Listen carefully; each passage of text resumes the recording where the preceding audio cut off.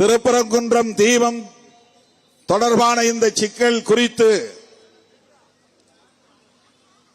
நாம் போராட்டம் நடத்துவோம் என்று அறிவிப்பு செய்தவுடன் சங்கிகளின் அடிவயிற்றில் புலி கரைத்து விட்டது. உடனே எதிர்வினையாற்றுகிறார்கள். மனம் போன போக்கில் எனக்கு எதிரான அவதூறுகளை அள்ளி இறைக்கிறார்கள். வேங்கவேல் பிரச்சனையில் திருமாவளவன் என்ன செய்தார்? திருப்பரங்குன்றம் வந்து ஏன் இவர் போராட துடிக்கிறார்? இவருக்கு என்ன தகுதி இருக்கிறது என்றெல்லாம் கேள்வி எழுப்புகிறார்கள். நான் இந்த மண்ணின் மைந்தன் என்பதே போதுமான தகுதி.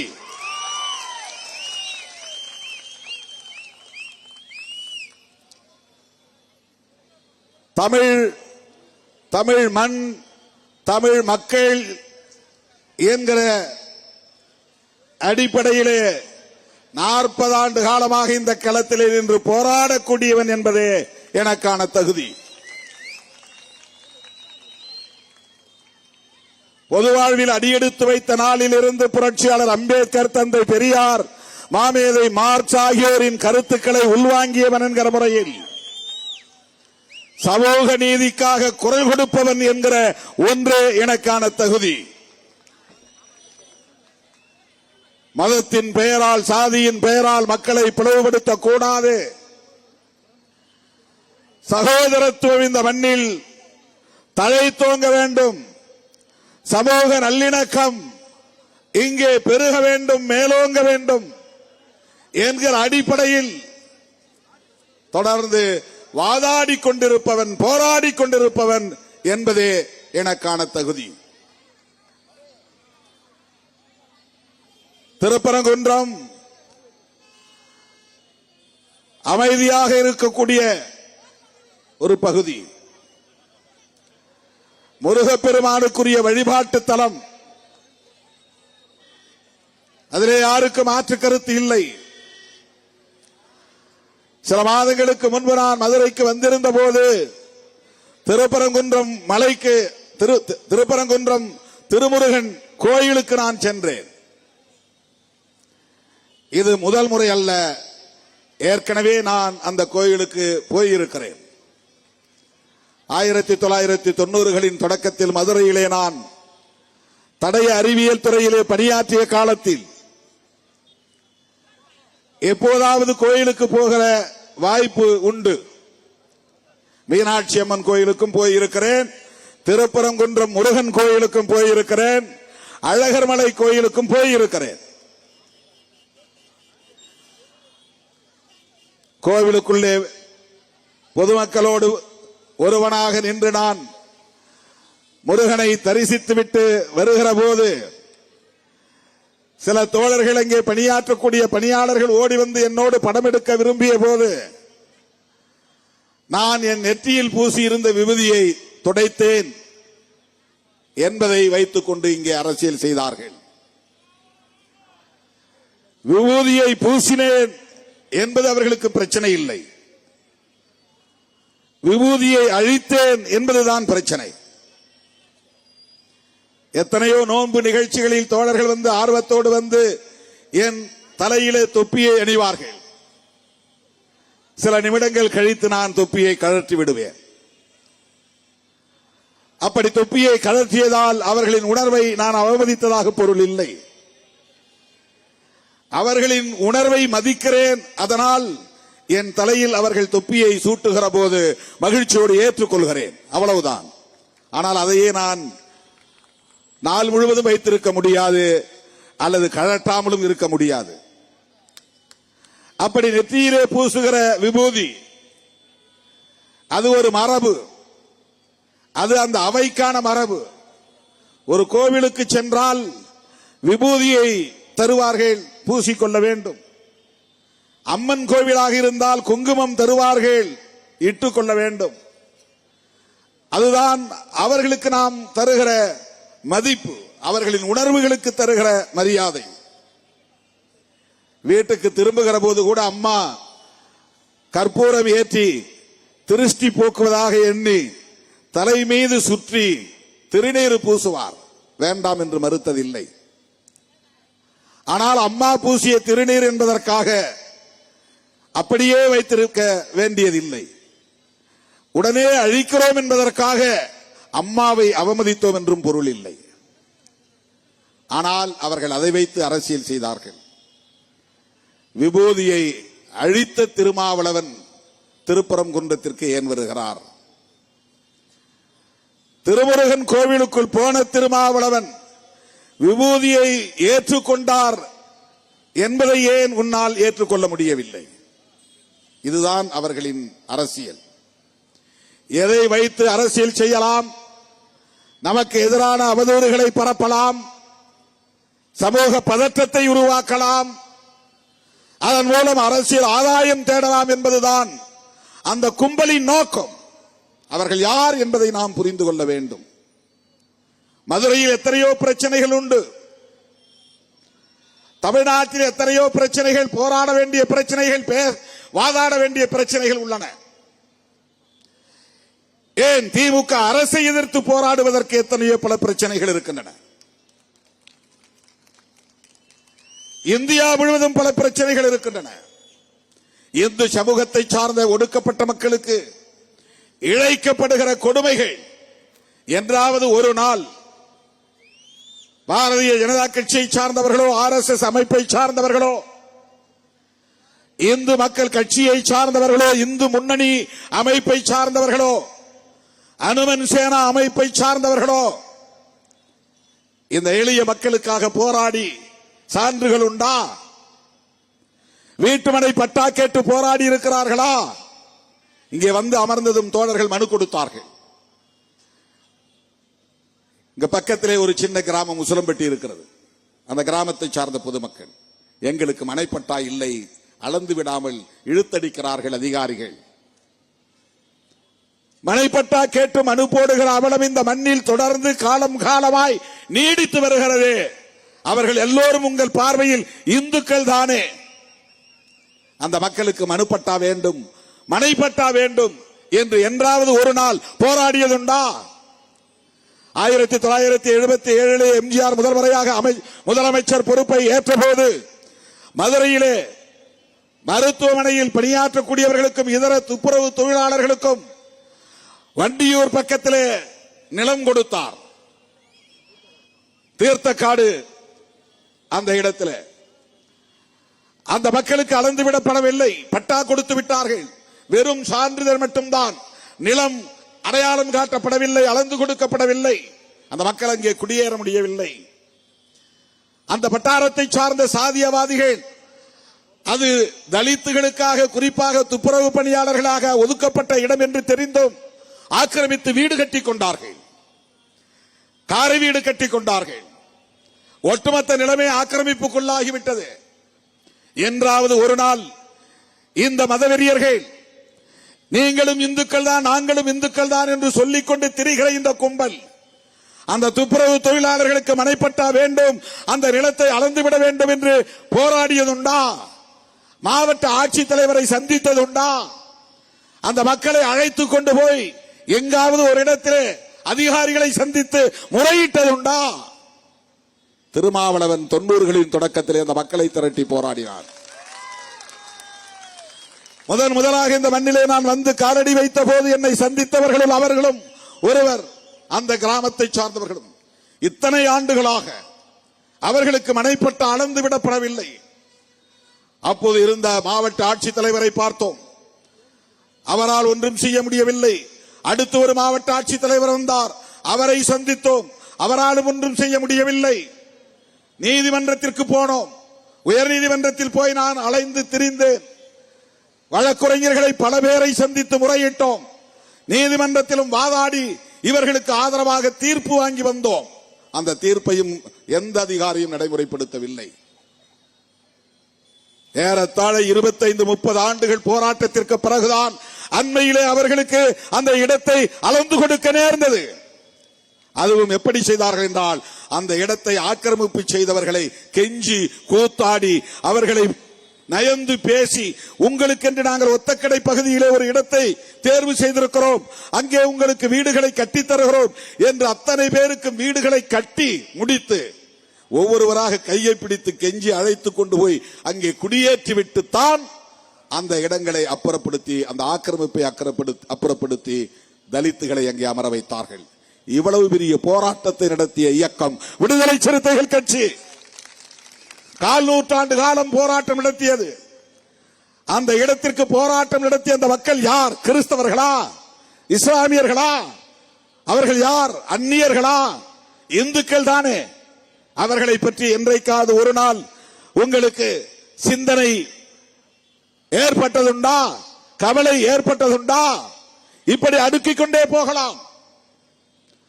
மதுரை மாவட்டத்தில் எய்ம்ஸ் மருத்துவமனையை கட்டுவதாக உறுதியளித்து 10 ஆண்டுகளுக்கு மேல் கிடப்பில் போட்டிருக்கிறார்களே, திமுகவும் திமுக தலைமையிலான கூட்டணி கட்சிகளும் தானே தொடர்ந்து போராடி போராடி இன்றைக்கு வேலை தொடங்கி இருக்கிறது. RSS, பாஜக உள்ளிட்ட சங் பரிவார் கும்பல் என்றைக்காவது ஒரு நாள் மதுரையில் அறிவிக்கப்பட்ட எய்ம்ஸ் கட்டிடத்தை உடனே கட்ட வேண்டும் என்று ஒரே ஒரு நாள் போராடியதுண்டா? இந்துக்களுக்காகத்தானே நீங்கள் போராடுகிறீர்கள். மதுரையில் இந்துக்கள் இல்லையா? அந்த எய்ம்ஸ் மருத்துவமனையை கொண்டு வருவதற்கு ஏன் போராடவில்லை?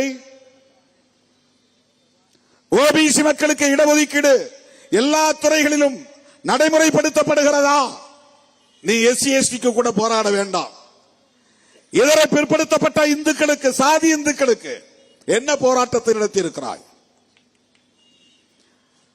மருத்துவ துறையிலே அகில இந்திய ஒதுக்கீடு, ஆல் இந்தியா கோட்டா 15%.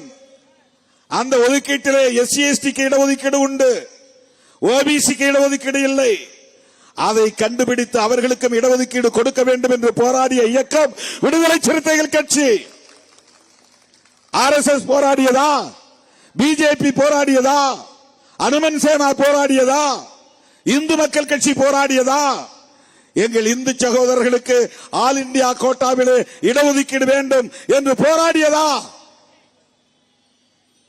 அடிப்படை வசதிகளுக்காக போராடி இருக்கிறார்களா? மருத்துவ வசதிக்காக போராடி இருக்கிறார்களா? தூய்மை பணியாளர்களின் பணி நிரந்தரத்திற்காக போராடி இருக்கிறார்களா? செவிலியர்களின் போராடி கொண்டிருக்கிறார்களே, அந்த செவிலியர்களுக்காக போராடி இருக்கிறார்களா? அரசு ஊழியர்கள் பழைய ஓய்வூதிய முறையை நடைமுறைப்படுத்த வேண்டும் என்று திமுக அரசுக்கு எதிராக தொடர்ந்து குரல் கொடுத்து வருகிறார்களே, இது எவ்வளவு பெரிய வாய்ப்பு பிஜேபிக்கு. திமுகவை எதிர்க்கிறவர்கள் நீங்கள் தானே. நாங்கள் கூட்டணியில் இருக்கிறோம், ஆனால் நாங்கள் பேசுகிறோம். திமுகவை எதிர்த்து பேசுகிறோம், திமுக அரசை எதிர்த்து பேசுகிறோம். ஓய்வூதிய முறையில் பழைய முறையை நடைமுறைப்படுத்துங்கள் என்று நாங்கள் சொல்லுகிறோம். வெட்கங்கெட்டவர்களே, என்றைக்காவது நீங்கள் அதை பற்றி பேசி இருக்கிறீர்களா? ஓய்வூதியத்தை பழைய முறைப்படி கொண்டு வர வேண்டும், இதுதான் அரசு ஊழியர்களின் கோரிக்கை, ஆசிரியர் பெருமக்களின் கோரிக்கை. போராடி இருக்கிறீர்களா? அரசு துறைகளை எல்லாம் தனியார் மயப்படுத்துகிறது மோடி அரசு. இந்த தேசத்தை ஒட்டுமொத்தமாக அதானிக்கும் அம்பானிக்கும் விற்றுக் கொண்டிருக்கிறது. இந்திரா காந்தி அம்மையார் பிரதமரான போது தனியார் வங்கிகளை எல்லாம் தேசியமயமாக்கினார்.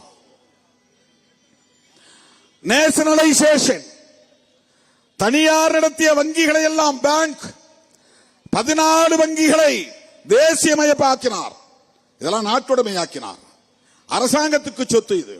நீ என்ன தனியா வங்கி வச்சு நடத்துற, லாபம் ஈட்டுகிறாய். தனியார் சொத்துக்களை எல்லாம் தேசியமயமாக்கியது காங்கிரஸ் அரசு. மோடி ஆட்சி பொறுப்பேற்ற நாளில் இருந்து அரசாங்க சொத்தை எல்லாம் அதானிக்கு விற்றுக் கொண்டிருக்கிறார்கள். இவர்கள் என்ன தேசியவாதம் பேசுகிறார்கள்? நாட்டு சொத்துக்களை எல்லாம் தனியாருக்கு விற்பனை செய்வதுதான் உங்கள் தேசியமயமாதலா? என்ன நேஷனலைசேஷன்? அவ்வளவும் பிரைவேட்டைசேஷன், தனியார் மயப்படுத்துதல், கார்ப்பரேட் மயப்படுத்துதல். இதை என்றைக்காவது நீங்கள் எதிர்த்து பேசியிருக்கிறீர்களா? இந்த நாடு இந்துக்களின் நாடு என்று சொல்லுகிறீர்களே, இது அதானியின் நாடா இந்துக்களின் நாடா? பதில் சொல்லுவீர்களா? விமானத்துறைகள் அனைத்தும் இன்றைக்கு அதானியின் கையிலே, துறைமுகங்கள் அனைத்தும் அதானியின் கைகளிலே, பொதுத்துறைகள் அனைத்தும் அதானியின் கைகளிலே, அம்பானியின் கைகளிலே. தனி நபர்களுக்கு இந்த நாட்டு சொத்துக்கள் அனைத்தையும் படிப்படியாக விற்றுக் கொண்டே இருக்கிறார்கள். அனைத்தையும் தனியார்மயமாக்கிவிட்டு எப்படி இதை நீங்கள் தேசியவாதத்தை பேச முடியும்? நீங்கள் நினைக்கிற இந்து தேசியத்தை உருவாக்க முடியும்? நீங்கள் விரும்புகிற இந்து தேசியத்தை கூட உங்களால் எப்படி உருவாக்க முடியும்? நாட்டு சொத்து இந்துக்களுக்கு உடைமையாக இல்லை, அதானிக்கு உடைமையாக இருக்கிறது. ஒரு தனிநபருக்கு அல்லது ஒரு சில குறிப்பிட்ட முதலாளிகளுக்கு உடைமையாக்கப்படுகிறது. ஏர் இந்தியா விமானத்துறை முழுவதும் இப்போது டாடாவுக்கு விற்பனை செய்யப்பட்டிருக்கிறது. அரசு சொத்து. அரசு சொத்து என்றால் மக்கள் சொத்து. அரசு சொத்து என்றால் நாட்டு சொத்து. நாட்டு சொத்தை எல்லாம் தனியார் சொத்தாக்குகிற கும்பல் இங்கே இந்துக்களின் நலன் குறித்து பேசுகிறது. உயர்கல்வியிலே இன்றைக்கு இந்துக்கள் எந்த அளவுக்கு வளர்ச்சி அடைந்திருக்கிறார்கள்? தமிழ்நாட்டிலே வளர்ச்சி அடைந்த கூடிய அளவுக்கு இதர மாநிலங்களிலே பிஜேபி வளர்ச்சி ஆட்சி இருக்கக்கூடிய மாநிலங்களிலே வளர்ச்சி அடைந்திருக்கிறதா? உத்தரப்பிரதேசத்திலே பிஜேபி ஆளக்கூடிய மாநிலங்களிலே இவர்கள் என்ன ஆய்வு செய்து கொண்டிருக்கிறார்கள்? மாட்டு மூத்திரம் குடித்தால் உடல் நலம் பெறும். இதுதானே உங்கள் ஆராய்ச்சி. சாணத்தை உருட்டி தின்றால் ஆயுள் நீடிக்கும். இதுதானே உங்கள் ஆராய்ச்சி. என்ன செய்து கிழித்திருக்கிறீர்கள்? இந்துக்களுக்காக என்ன செய்து கிழித்திருக்கிறீர்கள்? யாரை ஏய்க்க பார்க்கிறீர்கள்? RSS பாஜகவினரால் முஸ்லிம்களுக்கு ஆபத்து இல்லை, கிறிஸ்தவர்களுக்கு ஆபத்து இல்லை, அப்படி நாம் நினைத்துக் கொண்டிருக்கிறோம். அவர்களை எதிரிகளாக நிறுத்தி பெரும்பான்மைவாதம் பேசி ஆட்சியை தக்க வைத்து ஒட்டுமொத்த தேசத்தையும் முதலாளிகளுக்கு கார்ப்பரேட் மயமாக்கி கொடுத்துவிட்டு இந்துக்களை ஓட்டாண்டிகளாக்கி வீதியிலே நிறுத்துவதுதான் பார்ப்பன கும்பலின் RSS கும்பலின் சதி திட்டம். பாதிக்கப்பட போவது இந்துக்கள் தான். அண்ணாமலைக்கு மண்டையில் ஏதாவது இருந்தால் தானே எப்படி அந்த IPS படித்தார் என்று தெரியவில்லை. யாரை வைத்து அவர் IPS தேர்வு பெற்றார் என்று தெரியவில்லை. இந்துக்களுக்கு RSS கும்பலின் செயல் திட்டத்திற்கு துணை போகிற ஒவ்வொருவனும் இந்து சமூகத்திற்கு மிகப்பெரிய துரோகம் இழைக்கிறார் என்றுதான் பொருள். அவர்கள் இங்கே கட்டமைக்க விரும்புவது இந்து ராஷ்டிரம் அல்ல, பார்ப்பன ராஷ்டிரம், பிராமண ராஷ்டிரம்.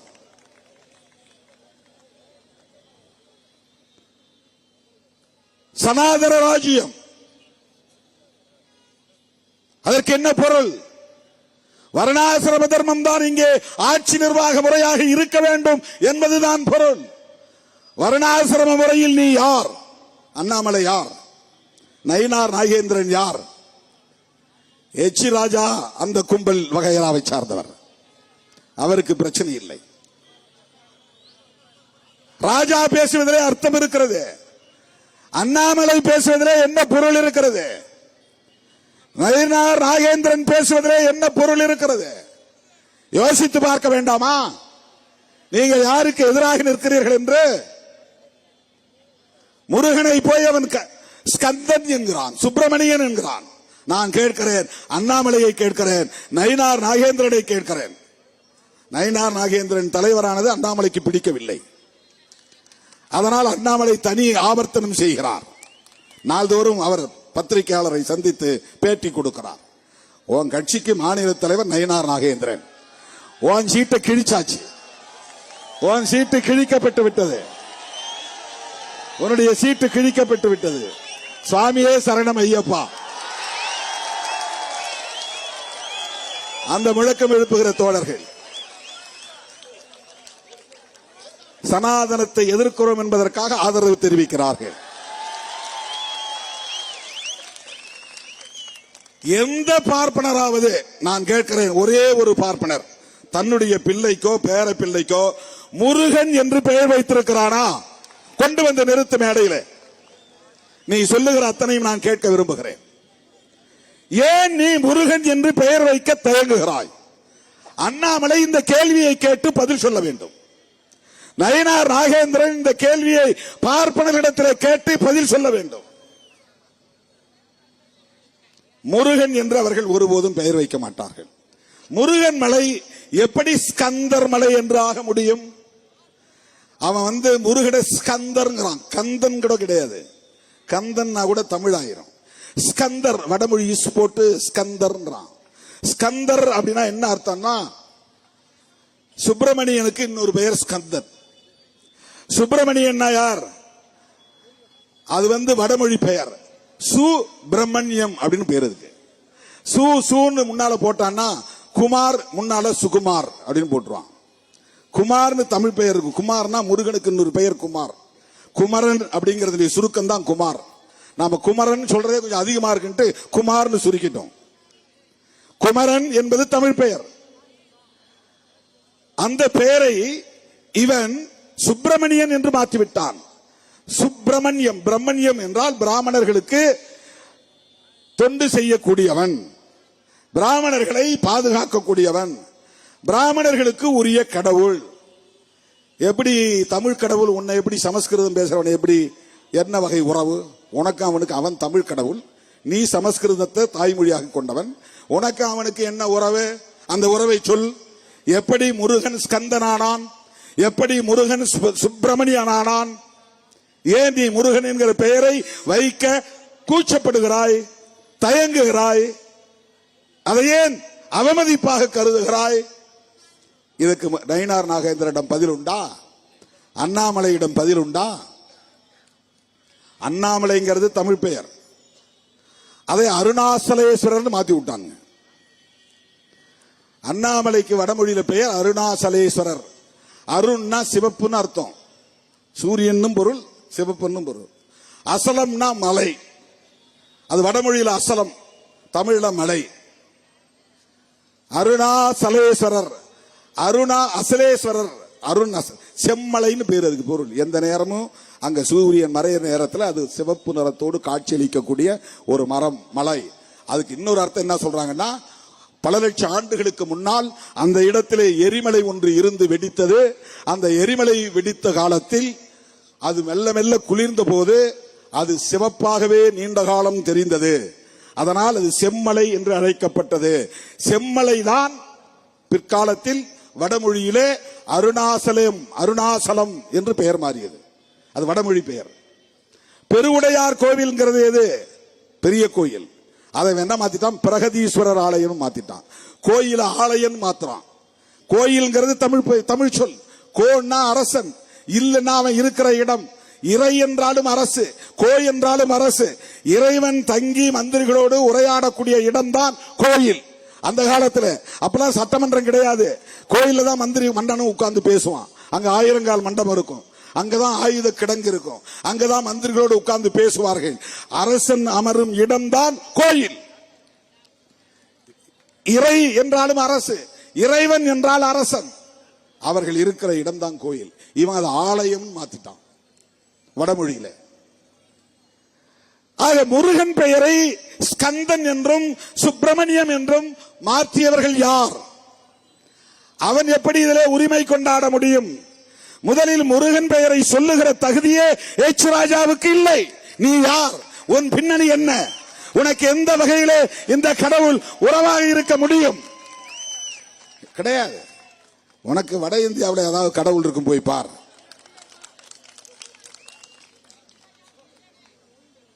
அவர் ஏதோ மகாராஷ்டிராவில இருந்து வந்தவர் சொல்றாங்க. என்ன ஊருன்னு தெரியல. ஒடிசாவா மகாராஷ்டிராவா? பீகார். அங்க அவருக்கு கடவுள் இருக்கலாம். இங்க அவர் தமிழ் உணர்வு பொங்கி வழிகிறது. இங்க இருக்கக்கூடிய தமிழர்கள் போல மீசையெல்லாம் வச்சு பார்க்கிறார். அது பிறப்பில் அவருக்கு வாய்க்கவில்லை. அதனால் சினிமாவிலாவது வைத்து பார்க்கலாம் என்று ஆசைப்படுகிறார். கொஞ்ச நேரம் அப்படி வச்சு பார்க்கிறார். தமிழ் மக்களை ஏமாற்ற முயற்சிக்கிறாராம். இந்தியாவிலேயே தனித்துவத்தோடு இயங்குகிற மாநிலம் தமிழ்நாடு. நினைவிலே வைத்துக் கொள்ளுங்கள். பீகாரிலே உங்கள் ஆட்டம் ஈடுபடலாம். உத்தரப்பிரதேசத்திலே உங்கள் ஜம்பம் பலிக்கலாம். ஏன் கர்நாடகாவில் கூட நீங்கள் விரும்பியதை செய்ய முடியலாம். தமிழ்நாட்டில் உங்கள் ஜம்பம் பலிக்காது எழுதி வைத்துக் கொள்ளுங்கள். இந்த இடத்தில் இன்று பேசியதாக இங்கே வாஞ்சிநாதன் சொன்னார். நீதிமன்றம் நிபந்தனைகள் விதித்த நிலையிலும் கூட, யாரையும் எதிர்த்து பேசக்கூடாது என்று நிபந்தனைகள் விதித்த நிலையிலும் கூட திருப்பரங்குன்றம் அயோத்தியாக மாறும். அதற்கு என்ன பொருள்? யாரை மிரட்டுகிறீர்கள்? அயோத்தியிலே பாபர் மசூதியை இடித்ததை போல் இங்கே சிக்கந்தர் தர்காவை இடிப்போம். அதுதான் அதற்கு பொருள். தர்காவை இடமாற்றி வைத்துக் கொள்ளுங்கள், இல்லை என்றால் இடித்து தகர்ப்போம். அதுதானே அதற்கு பொருள். சிறுத்தைகள் இருக்கிற வரையில் அதற்கு ஒருபோதும் இங்கே இடம் கொடுக்க மாட்டோம். நினைவில் வைத்துக் கொள்ளுங்கள். ஏதோ மேடைக்கு பேசுகிறேன் என்று எண்ணாதீர்கள். நாங்க ஓட்டு பொறுக்கிறதுக்காக பொது வாழ்க்கைக்கு வந்தவர்கள் இல்லை, எழுதி வைத்துக் கொள்ளுங்கள். அவங்க என்ன நினைப்பாங்க, இவங்க என்ன நினைப்பாங்க, நமக்கு ஓட்டு வருமா வராதா, இப்படி பேசினா திமுக நம்மளை கூட்டணியில் வச்சுக்குமா வச்சுக்காதா, ஐ டோன்ட் கேர். அதை பற்றி நான் கவலைப்பட்டதில்லை, கவலைப்படக்கூடியவனும் இல்லை. அதற்காக ஒருபோதும் நாங்கள் கவலைப்பட்டதே இல்லை, தயங்கியதே இல்லை.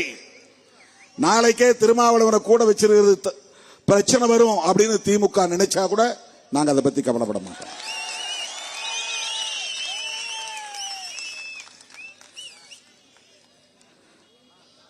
நாங்கள் மத நல்லிணக்கத்தை விரும்புகிறோம், சமூக நல்லிணக்கத்தை விரும்புகிறோம்.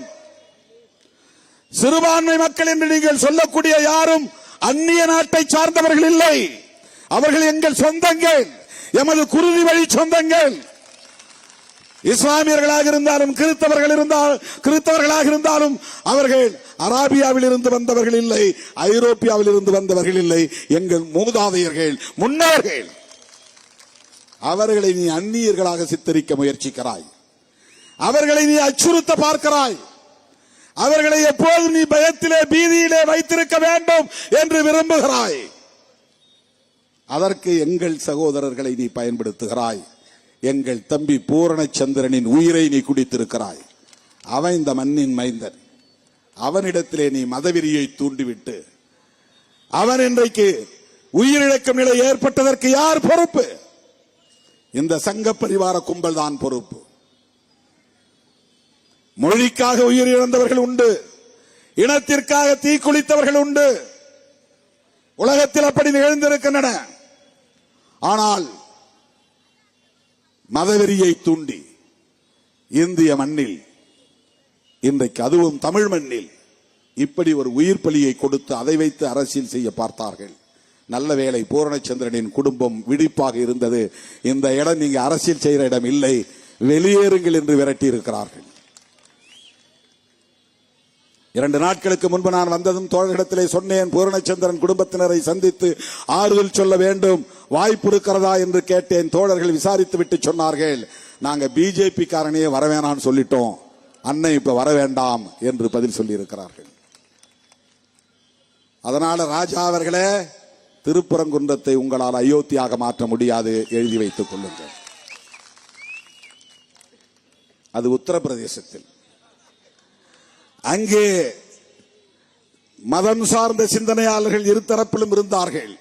இங்கே மதசார்பற்ற சக்திகள் பெரும்பான்மையாக இருக்கிறோம், ஜனநாயக சக்திகள் பெரும்பான்மையாக இருக்கிறோம். ஒருபுறம் இஸ்லாமியர்கள் இருக்கலாம், இன்னொரு புறம் இந்துக்கள் இருக்கலாம், அந்த மத நம்பிக்கை உள்ளவர்கள் இருதரப்பிலும் இருக்கலாம். அதை தாண்டி மதசார்பற்ற சக்திகளாக இங்கே நாங்கள் பெரும்பான்மையாக இருக்கிறோம். இருதரப்பாரையும் நாங்கள் மதிக்கக்கூடியவர்கள், இருதரப்பாரின் உணர்வையும் நாங்கள் மதிக்கக்கூடியவர்கள். எங்களுக்கு அதில் நம்பிக்கை இல்லாமல் இருக்கலாம், ஆனால் எம் மக்கள் கொண்டிருக்கிற நம்பிக்கையில் எங்களுக்கு ஒரு மரியாதை இருக்கிறது. அந்த மதிப்பை நாங்கள் தருகிறோம். எங்களுக்கு இந்துக்களும் பகைவர்கள் இல்லை, இஸ்லாமியர்களும் எங்களுக்கு பகைவர்கள் இல்லை. உங்களைப் போல யாருக்கு எதிராகவும் நாங்கள் வெறுப்பு அரசியலை பேசவில்லை. நாங்கள் உங்களை விமர்சிக்கிறோம். பிஜேபிக்கு எதிராகவும் நாங்கள் வெறுப்பை உமிழவில்லை, வெறுப்பை கக்கவில்லை. நீங்கள் செய்கிற சதிகார அரசியலை அம்பலப்படுத்துகிறோம். இந்துக்களை ஏமாற்றுகிற முயற்சியை முறியடிக்கிறோம். சங் பரிவார்களின் திட்டத்தை தோலுரித்து காட்டுகிறோம். அவன் என்ன செய்யறான் தெரியுமா? இந்தியா முழுக்க கையில் ஆட்சி இருக்கிற காரணத்தினால் அதிகாரத்தை பயன்படுத்தி இந்தியா முழுவதும் எத்தனை மசூதிகள் இருக்கின்றன, அந்த மசூதிகளுக்கு எவ்வளவு சொத்துக்கள் இருக்கின்றன, வக்ஃப் வாரியத்தின் சொத்துக்கள் இந்தியா முழுவதும் எத்தனை லட்சம் கோடிகள், இந்தியா முழுவதும் எவ்வளவு தேவாலயங்கள் இருக்கின்றன, சர்ச்சுகள் இருக்கின்றன, அந்த சர்ச்சுகளுக்கான சொத்துக்கள் எவ்வளவு, தமிழ்நாட்டிலே எவ்வளவு, இந்தியா முழுவதும் எவ்வளவு, எத்தனை பள்ளிகள் இருக்கின்றன, எத்தனை கல்லூரிகள் இருக்கின்றன, எத்தனை மருத்துவமனைகள் இருக்கின்றன, எத்தனை நிறுவனங்கள் இவர்களுக்கு சொந்தமாக இருக்கின்றன. இதை கண்டுபிடிக்கிறான், இதை ஆய்வு செய்கிறான். இதை ஆய்வு செய்வதற்கென்றே ஒரு குழுவை போட்டு வைத்திருக்கிறான். RSS சங் பரிவார்கள் செய்கிற வேலை.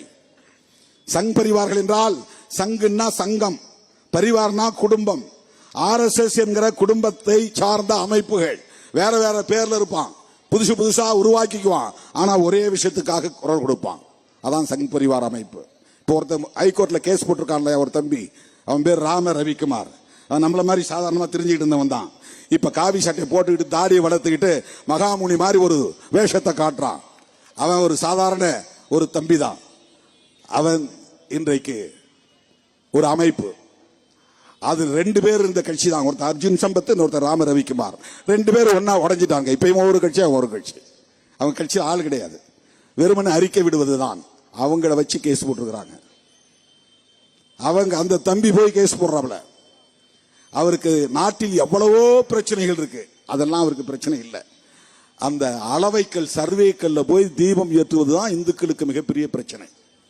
அந்த தீபம் ஏற்றிவிட்டால் எல்லோருக்கும் கல்வி கிடைத்துவிடும். அதில் தீபம் ஏற்றிவிட்டால் எல்லோருக்கும் சோறு கிடைத்துவிடும். அங்கே தீபம் ஏற்றிவிட்டால் எல்லோருக்கும் அணைப்பட்டா கிடைத்துவிடும். அங்கே தீபம் ஏற்றிவிட்டால் எய்ம்ஸ் கல்லூரி உடனே வந்துவிடும். அங்கே தீபம் ஏற்றிவிட்டால் எல்லோருக்கும் எல்லா வசதிகளும் கிடைத்துவிடும். அவங்க சிந்தனை எப்படி இருக்கிறது பாருங்க. அந்த கல்லு சலவை, அது அளவைக்கல். அளவைக்கல்னா சர்வேக்கல். சர்வேக்கல்னா நாயக்கர் காலத்தில் ஊன்றப்பட்ட கல். அதுக்கு பல ஆதாரங்கள் இருக்கின்றன. தீபம் ஏற்றுகிற வரலாறு உண்டா என்றால் உண்டு. அது எங்கே? மேலே மலை உச்சியிலே இருக்கிற பிள்ளையார் கோவில் பக்கம் இருக்கிற ஒரு தூண். 400 ஆண்டுகளாக அந்த தூணில் தீபம் ஏற்றுவது வாடிக்கை, யாரும் மறுக்கல. அந்த மலை உச்சியில் சமணர்கள் வழிபாட்டு தலம் இருக்கிறது, இஸ்லாமியர்களின் பள்ளிவாசல் இருக்கிறது, தர்கா வேறு இருக்கிற. தர்கா வேற, பள்ளிவாசல் வேற. பள்ளிவாசல மசூதிங்கிறோம், தமிழ்ல பள்ளிவாசல். தர்காங்கிறது அவர்கள் முன்னோர் ஞானிகள், மார்க்க அறிஞர்கள் காலத்தை முன்னுணர்ந்து கணித்து சொல்லக்கூடியவர்கள் இறந்து போனால் அவர்களை அடக்கம் செய்கிற இடத்துக்கு பெயர் தர்கா. அப்படி அடக்கம் செய்பவர்களை கூட வழிபாடு செய்யக்கூடாது என்பது இஸ்லாத்திலே ஒரு தரப்பாரின் நம்பிக்கை. சிலர் அப்படி வழிபாடு செய்யலாம், அது ஒன்றும் தவறில்லை என்று தர்கா கட்டி வழிபாடு செய்கிறார்கள். நாகூர் தர்கா நீங்க கேள்விப்பட்டிருப்பீங்க. எல்லா இந்து கோயிலுக்கும் போய் எங்களுக்கு ஒன்னும் ஆகல, நாகூர் தர்காவுக்கு போன என் புள்ள நல்லா போச்சு, கை சரியா போச்சு, மனநலம் பாதிக்கப்பட்டிருந்தா அவனுக்கு நல்ல மனசு சரியா போச்சு, மூளை தெளிவாய் போச்சு, இப்படி சொல்றவங்கள நான் சின்ன பிள்ளைல கேட்டிருக்கேன். ஒரு நம்பிக்கை அது. அங்க போயிட்டு வந்தா அவன் கொஞ்சம் மென்டலி ரிட்டார்டா இருந்தா கூட அவன் நலம் பெற்று விடுவான், நலம் பெற்று விடுவான் என்கிற ஒரு நம்பிக்கை. அப்படி தர்கா வழிபாடு கூடாது, இஸ்லாத்திலே அப்படி ஒரு நம்பிக்கை இருக்கிறது. ஆக பள்ளிவாசல் அங்கே இருக்கிறது, திருப்பரங்குன்ற மலையில தர்கா இருக்கிறது, கீழே முருகன் கோவில் இருக்கிறது, மேலே விஸ்வநாதர் கோவில் இருக்கிறது, உச்சியிலே பிள்ளையார் கோவில் இருக்கிறது. இதை இல்லாம சமணர் குகையும் அங்கே இருக்கிறது, சமணர் வழிபாட்டு தலமும் இருக்குது.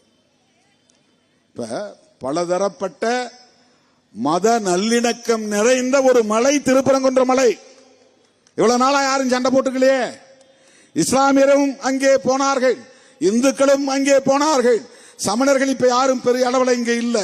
ஜெயின்ஸ் போறாங்களோ இல்லையான்னு தெரியல, எவ்வளவு பேர் இருக்காங்க தெரியாது நமக்கு. ஆனா தொல்லியல் துறையின் கட்டுப்பாட்டிலே அவையெல்லாம் பாதுகாக்கப்படுகின்றன, பராமரிக்கப்படுகின்றன. அந்த மலையில் அதை சிக்கந்தர் மலைன்னு சொல்லக்கூடாது. யார் சொல்றது? சங்கிகள் சொல்லுகிறார்கள். சங்கிகள் எங்கெல்லாம் இருக்கிறார்கள்? நீதித்துறையிலும் இருக்கிறார்கள். அதுதான் பிரச்சனை. சங்கிகள் எங்கெல்லாம் இருக்கிறார்கள்? காவல்துறையிலும் இருக்கிறார்கள். காக்கி சட்டைக்குள்ள சங்கிகள் இருக்கிறார்கள். சங்கிகள் எங்கெல்லாம் இருக்கிறார்கள்? பேராசிரியர்களாகவும் துணைவேந்தர்களாகவும் இருக்கிறார்கள். சங்கிகள் எங்கெல்லாம் இருக்கிறார்கள்? உச்ச நீதிமன்றத்திலும் இருக்கிறார்கள், உயர் நீதிமன்றத்திலும் இருக்கிறார்கள், மதுரை கிளையிலும் இருக்கிறார்கள். அதுவும் முருகன் பெயரையே வைத்திருக்கிறார்கள். சுவாமிநாதன் தான், முருகன் தான் அதுக்கு பேரு. முருகனுடைய இன்னொரு பெயர் அது. கும்பகோணம் பக்கத்தில் சுவாமி மலைன்னு ஒன்று இருக்குது. அது முருகன் வழிபாட்டு தலம் தான். நாதன் அப்படின்னா தலைவன் அப்படின்னு பொருள், வேற ஒன்றும் கிடையாது. அது வடமொழியில. அது என்ன சுருக்கமா நாத் அப்படின்றாங்க. பிரேம்நாத், ராஜ்நாத். நாத்னா தலைவன் அப்படின்னு அர்த்தம். அதை நம்ம தமிழ் படுத்தும் போது நாதன் அப்படின்னு தமிழ் படுத்துறோம். வடமொழிக்காரனா சுவாமிநாத் அப்படின்னு வச்சிருப்பான். தமிழ் சாமிநாதன். அப்போ சுவாமிநாதன் வடிவத்திலும் சங்கி மதுரை மண்ணிலே உண்டு. அவங்க தீர்ப்பு எழுதுறாங்க. என்ன தீர்ப்பு? யாரும் மக்கள் எந்த பிரச்சனையும் பண்ணல. இஸ்லாமியர்களுக்கும் இந்துக்களுக்கும் திருப்பரங்குன்றத்தில் ஏதாவது மோதல் வெடித்ததா? ஏதாவது போராட்டம் நடந்ததா? ஏதாவது ரத்தக்களரி நடந்ததா? ஒண்ணுமே கிடையாது. ஒரு தம்பியை வச்சு வழக்கு போட வச்சு ஆள் செட் பண்ணி ஒரு தீர்ப்பு. உடனே நாள் குறித்து தீர்ப்பு. இங்க உடனே இந்த தீபக்கள் தான். அதுவும் அவர் நேரா போறார். எத்தனையோ பிரச்சனைகள் இங்கு நடக்கின்றன. அங்க எங்கேயும் நேரா போனதில்லை. தலித் மக்களுக்கு எதிரான கொடுமைகள் நடக்கிற எந்த இடத்திலும், ஆணவ கொலைகள் நடக்கிற எந்த இடத்திலும் நீதிபதிகள் போய் நின்றதுண்டா? மாவட்ட ஆட்சித்தலைவர்கள் போய் பார்த்ததுண்டா? மாவட்ட காவல்துறை கண்காணிப்பாளர்கள் போய் பார்த்ததுண்டா? 15 நாளா ஒருத்தன் விவசாயி பாய்சன் குடிச்சிட்டு செத்துட்டான். யாரும் போய் பார்க்கல. அந்த கேஸ சோமோட்டாவா ஏன் நீதிபதி சுவாமிநாதன் எடுத்து வழக்காட கூடாது? ஒரு தீர்ப்பு தரக்கூடாது? தென்காசி பக்கத்தில் அண்ணன் தம்பி 2 பேருக்கு சொந்தமான நிலம். ஒருத்தன் ஒரு விண்மில் காற்றாலை உருவாக்கக்கூடிய நிறுவனத்துக்கு வித்துட்டான். எனக்கு தெரியாம வித்துட்டான். என் சொந்தக்காரன், என் தம்பி. அதை நான் விடமாட்டேன்னு போய் தடுக்கிறான். இவன் வீட்டை இடிக்கிறான். அவன் அந்த இடத்திலே பாய்சன் அடிச்சு செத்து போறான். செத்து போனவன் ஒரு இந்து. சுவாமிநாதன் ஜி அவர்களே, சங்கி சுவாமிநாதன் ஜி அவர்களே, செத்து போன தம்பி ஒரு விவசாயி, அவர் ஒரு இந்து தானே. உங்களுக்கு ஈவு இல்லையா? இரக்கம் இல்லையா? கருணை இல்லையா? மனசாட்சி இல்லையா? அதை ஒரு வழக்காக நீங்கள் எடுத்து வழக்காட கூடாதா? தீர்ப்பு எழுதக்கூடாதா? 15 நாட்களாக அந்த பிணம் மார்ச்சூரியிலே கிடக்கிறது. நேற்று நான் கன்னியாகுமரி போகிற போது என் வழியை மறித்து, காரை மறித்து, கண்ணீர் ததும்ப அந்த கோரிக்கைகளை என்னிடத்திலே சொன்னார்கள். அவர்கள் பாதிக்கப்பட்ட மக்கள் தானே. அந்த இடத்திற்கு போகிற தெம்பு திராணி உங்களுக்கு உண்டா? இல்லை. ஆக சங்கிகள் பல வடிவங்களில் இருக்கிறார்கள். இதுதான் RSS வெற்றி. 1925ஆம் ஆண்டு நாக்பூரிலே தொடங்க பெற்ற இந்த இயக்கம் இன்றைக்கு 2025 100 ஆண்டு காணுகிறது. 100 ஆண்டு காணுகிற இந்த காலத்தில் அவர்கள் தொடர்ந்து ஆட்சி பீடத்தில் இருக்கிறார்கள். ஆட்சி பீடத்தில் இருக்கிற இந்த வாய்ப்பை பயன்படுத்தி அவர்களின் குருநாதர் யார்? ஹெட்கேவர். அவர்களின் குருநாதர், அவருடைய சீடர் யார்? கோல்வாக்கர். அவர் வரையறுத்த கொள்கை கோட்பாடுகள், கனவு திட்டங்கள் என்ன என்றால், இந்த தேசம் இந்துக்களின் தேசமாக பிரகடனப்படுத்தப்பட வேண்டும், இந்துக்களின் நாடாக பிரகடனப்படுத்தப்பட வேண்டும். புதிதாக அமையவிருக்கிற விடுதலை பெற்ற இந்தியாவில் வகுக்கப்படவிருக்கிற அரசமைப்பு சட்டத்தில் அரச மதம் இந்து மதமாக இருக்க வேண்டும். அதுதான் அவரின் கனவு. அவர் கனவிலே மண்ணல்லி போட்டவர் யார்? மாமனிதர் புரட்சியாளர் அம்பேத்கர். இன்றைக்கு RSS தேசிய தலைவராக இருக்கிற மோகன் பகவத் ஒன்றை சொல்லி இருக்கிறார். இந்திய அரசமைப்பு சட்டத்தில் 1976 மிசாவுக்கு பிறகுதான் மதச்சார்பின்மை என்பது புகுத்தப்பட்டது. இதுதான் பிரச்சனை. பிரச்சனையின் மையமே இதுதான். RSS ராஷ்டிரிய ஸ்வயசேவக் சங் இந்த அமைப்பு பிராமணர்களால் உருவாக்கப்பட்ட பிராமணர்களுக்கான இயக்கம். அது இந்துக்களுக்காக உருவாக்கப்பட்ட அமைப்பு இல்லை. முதலில் அந்த அடிப்படையை புரிந்து கொள்ள வேண்டும். அண்ணாமலையே, நயினார் நாகேந்திரன் ஆகிய தோழர்களே, நீங்கள் புரிந்து கொள்ள வேண்டும். அக்கா தமிழிசை அவர்களே, நீங்கள் புரிந்து கொள்ள வேண்டும். அண்ணன் பொன்னார் அவர்களே, என்ன காரியத்தை செய்து கொண்டிருக்கிறீர்கள் என்பதை நீங்கள் புரிந்து கொள்ள வேண்டும். புரட்சியாளர் அம்பேத்கர் அவர்களை நீங்கள் ஏற்றுக்கொண்டதாக சொல்லி நடிக்கிறீர்களே, உங்கள் தலைவர் மோடி போய் அம்பேத்கரின் காலடியை தொட்டு வணங்குவதாக நாடகம் ஆடுகிறீர்களே, அம்பேத்கர் ஜெயந்தி கொண்டாடுகிறீர்களே, இதுவெல்லாம் உங்கள் மனத்தை தொட்டு சொல்லுங்கள், உள்ளத்தை தொட்டு சொல்லுங்கள், மனசாட்சியோடு சொல்லுங்கள். உண்மையா இது? அவர் மீது உங்களுக்கு நம்பிக்கை உண்டா? மதிப்பு உண்டா? அவரை ஏற்றுக்கொண்டவர்களா நீங்கள்? அப்படி என்றால் அவர் கண்ட கனவை நனவாக்குவதற்கல்லவா நீங்கள் போராட வேண்டும். அவர் என்ன விரும்பினார்? இந்த தேசம் மதசார்பற்ற ஒரு தேசமாக இருக்க வேண்டும். இந்த அரசு மதசார்பற்ற அரசாக இருக்க வேண்டும். இந்த மண்ணில் எந்த மதத்தையும் யாரும் பின்பற்றலாம், எத்தனை மதங்களும் இங்கே வாழலாம். அந்த மதங்களை சார்ந்த மக்கள் அத்தனை பேரும் சகோதரத்துவத்தோடு வாழ வேண்டும். இதுதானே அம்பேத்கர் கண்ட கனவு.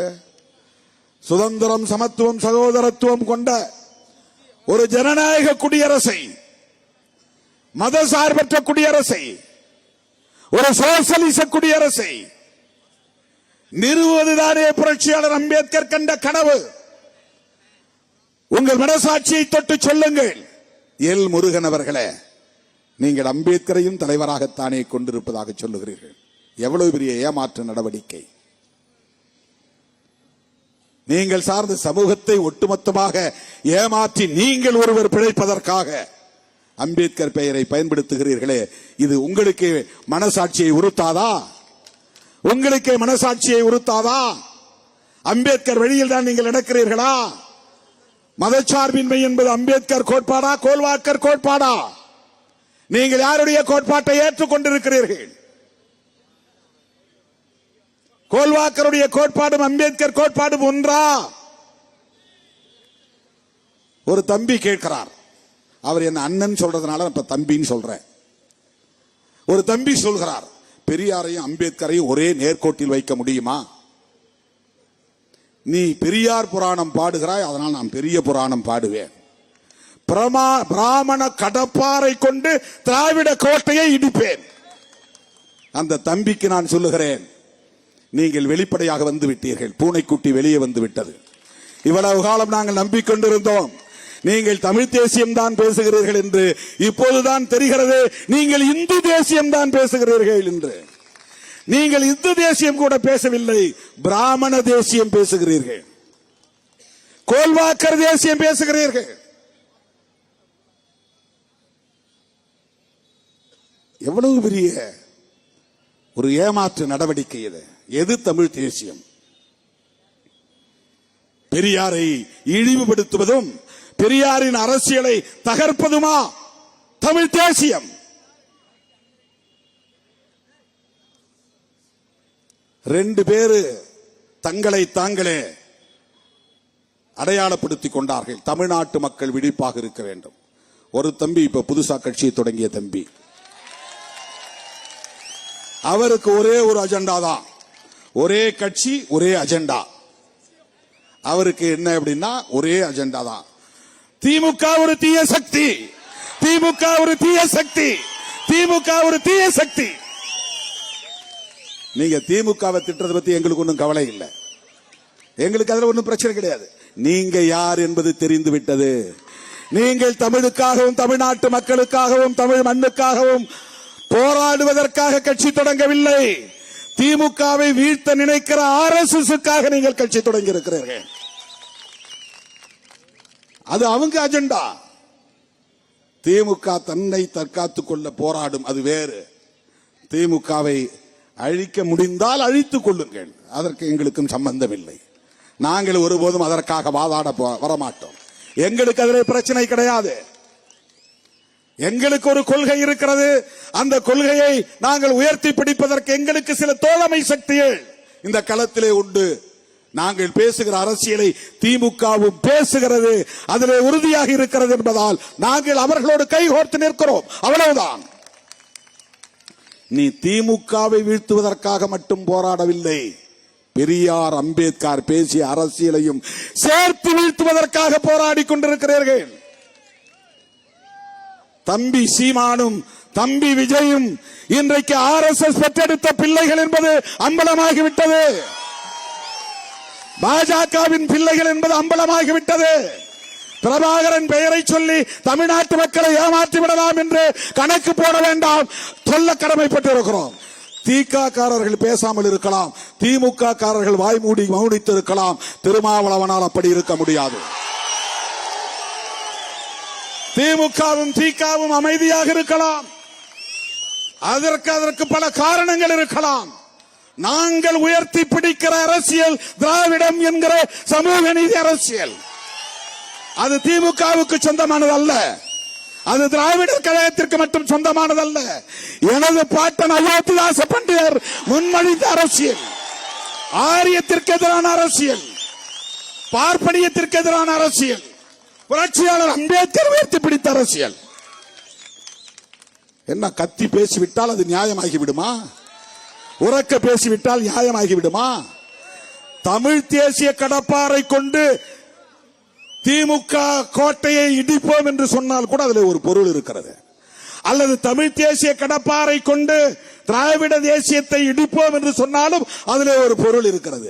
நீ பிராமண கடப்பாறையை கொண்டு இடிப்போம் என்றால் நீ யாருடைய கையால்? யாருடைய கையால்? எப்படி இதையெல்லாம் நாங்கள் வேடிக்கை பார்க்க முடியும்? தமிழ்நாட்டு மக்களை ஏமாற்றி விடலாம் என்று கணக்கு போடுகிறீர்களா? நாங்கள் கூட திமுகவை விமர்சித்தவர்கள் தான். 1990களின் தொடக்கத்தில் திருமாவளவன் பேசிய பேச்சை எடுத்து பாருங்கள். பனைகள் பூங்கா அருகே நான் பேசிய பேச்சை கேட்டுவிட்டு அன்றைய திராவிட முன்னேற்ற கழக தலைவர் கலைஞர் கருணாநிதி அவர்கள் முரசொலியிலே எழுதினார். என்னை கிண்டல் அடித்து நக்கலடித்து புதிய மகாத்மா என்று போட்டு எழுதினார். நாங்களும் பேசியிருக்கிறோம். ஆனால் சங் பரிவார்களின் அரசியல் இங்கே தலை தூக்குகிற போது, RSS இங்கே வேறொன்ற துடிக்கிற போது, பிஜேபி இங்கே ஆக்கிரமிப்பு செய்ய துடிக்கிற போது, நாங்கள் திராவிட முன்னேற்ற கழகத்தோடு இணைந்துதான் உங்களை வீழ்த்த முடியும். இதுதான் எங்கள் அரசியல், இதுதான் எங்கள் அரசியல். நாங்கள் பார்ப்பன சமூகத்திற்கு எதிரானவர்கள் இல்லை, பார்ப்பனியம் என்கிற அரசியலுக்கு எதிரானவர்கள். இதைத்தான் வள்ளுவன் பேசினான், இதைத்தான் ஔவை பாட்டி பேசினார், இதைத்தான் மகாத்மா பூலே பேசினார், இதைத்தான் புரட்சியாளர் அம்பேத்கர் பேசினார், இதைத்தான் தந்தை பெரியார் பேசினார், அதைத்தான் திருமாவளவன் இன்றைக்கு பேசுகிறான். எங்களுக்கு எந்த நோக்கமும் கிடையாது. யாருக்காகவும் நாங்கள் முட்டுக் கொடுக்க வேண்டிய அவசியம் இல்லை. யாருடைய தயவிலும் நாங்கள் வளரவில்லை. எங்கள் உழைப்பில், எங்கள் சாமர்த்தியத்தில், எங்கள் போராட்டத்தில், எங்கள் சொந்த காலை ஊன்றி எவ்வளவோ அவமானங்களுக்கு இடையிலே, அவமதிப்புகளுக்கு இடையிலே 30 ஆண்டுகள் தாக்கு பிடித்து நின்று இன்றைக்கு ஒரு மாநில கட்சியாக அங்கீகாரம் பெற்றிருக்கிறோம்.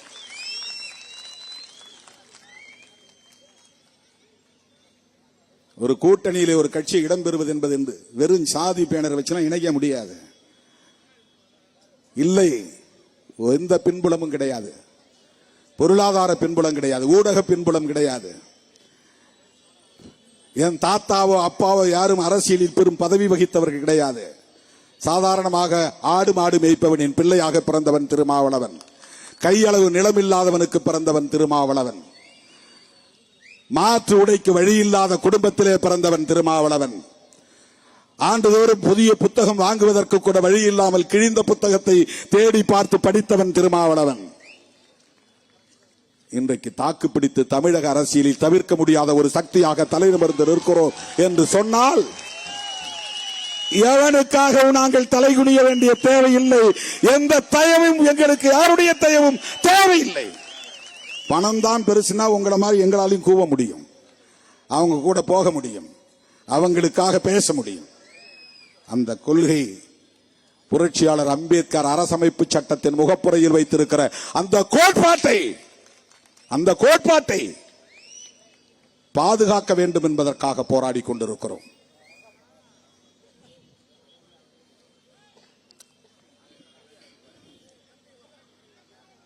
கீழே குவார்டர், அடுத்து செமி, குவார்டர் ஃபைனல்லையும் பங்கேற்க மாட்டார், செமி ஃபைனல்லையும் பங்கேற்க மாட்டார்.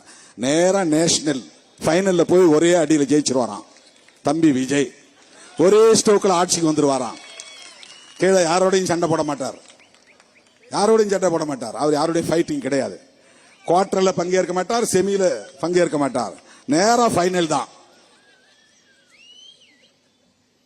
அதே அரசியல் அறியாமை தான் அது. அப்படியெல்லாம் யாரும் வர முடியாது. யாரோ அவரை உசுப்பேத்திக்கிட்டே இருக்கிறாங்க, ஸ்க்ரூ கொடுத்துக்கிட்டே இருக்கிறாங்க, ஏத்தி விட்டுக்கிட்டே இருக்கிறாங்க. உனக்கு எங்க போனாலும் ஒரே கூட்டம். திருமாவளவனுக்கு பதவி ஆசை முக்கியமாக இருந்திருந்தால் ஒரு நடிகர், ஒரு ஹீரோ, அவருக்கு எதிர்காலம் இருக்கிறது, அவர் பின்னால் போகலாம் என்று போயிருப்பான் திருமாவளவன். அப்படி அல்ல. எங்களுக்கு 2 சீட்டா 4 சீட்டா என்பது முக்கியம் இல்லை. நாங்கள் ஏற்றுக்கொண்ட கொள்கை கோட்பாடு தான் முக்கியமானது. நாங்கள் ஏற்றுக்கொண்ட கொள்கை கோட்பாடு. உனக்கு அதுல உடன்பாடு இல்லாமல் இருக்கலாம். அம்பேத்கரியம் நாங்கள் ஏற்றுக்கொண்ட கொள்கை. அதிலே முதன்மையானது மதச்சார்பின்மை. அந்த மதச்சார்பின்மைக்கு எதிரியார் RSS, மதச்சார்பின்மைக்கு எதிரியார் பிஜேபி, மதச்சார்பின்மைக்கு எதிரியார் சங் பரிவார்கள். மதச்சார்பின்மைக்கு எதிரி என்றால் அரசமைப்பு சட்டத்துக்கு எதிரி என்று பொருள். மதச்சார்பின்மைக்கு எதிரி என்றால் புரட்சியாளர் அம்பேத்கருக்கு எதிரி என்று பொருள். எனவே திருமாவளவன் எதிர்க்கிறான். எனவே திருமாவளவன் திருப்பரங்குன்றத்திற்கு வந்திருக்கிறான். இங்க தம்பிங்க வந்து முருகன் கையில் இருக்கிற வேலை கொடுத்தாங்க. உடனே நானும் முருகன் அப்படிங்கிற நினைப்புக்கு நான் போறவன் ஆளு கிடையாது. எனக்கு வேல் கொடுத்துட்டதுனால அல்லது முருகன் அருள் கிடைச்சிரும் அப்படின்னு நான் நம்புறவன் கிடையாது. தம்பிங்க மேல வச்சிருக்கிற மரியாதைக்கு கொண்டு வந்து கொடுக்கறாங்க, அவ்வளவுதான். அது சமூக நீதி வேல், அது முருகன் வேல் இல்ல. அவங்க கொடுத்த வேல் சமூக நீதி வேல். அந்த வேலாயுதத்தை கொண்டு சமூக நீதியை பாதுகாப்போம். அதுதான் இந்த மேடையில் நாங்கள் எடுத்துக்கொள்கிற உறுதி. RSS, பிஜேபி எதற்காக உருவாக்கப்பட்டது என்றால் இந்த அடிப்படையை புரிந்து கொண்டால்தான் அவர்களின் காய் நகர்த்தல்களை புரிந்து கொள்ள முடியும். ஏன் அவர்கள் அடிப்படை பிரச்சனைகளை பேசவில்லை, சாதிய முரண்களை பேசவில்லை, ஒடுக்கப்பட்ட மக்களின் வாழ்வாதார உரிமைகள் குறித்து பேசவில்லை, கல்வி தொடர்பான பிரச்சனைகளை பேசவில்லை, தொழில் வர்த்தகம் தொடர்பான பிரச்சனைகளை பேசவில்லை. ஏன் எந்த ஊருக்கு போனாலும் சாமி பிரச்சனையை, கோவில் பிரச்சனையை கையில் எடுக்கிறார்கள்? ஏன்? இதற்கு காரணம் கோல்வாக்கரின் சிந்தனை, வீர சாவர்கரின் சிந்தனை. அவர்கள் இங்கே இந்துக்களை சாதி அடிப்படையில் சாதி உணர்வு ஊட்டி திரட்ட வேண்டும்.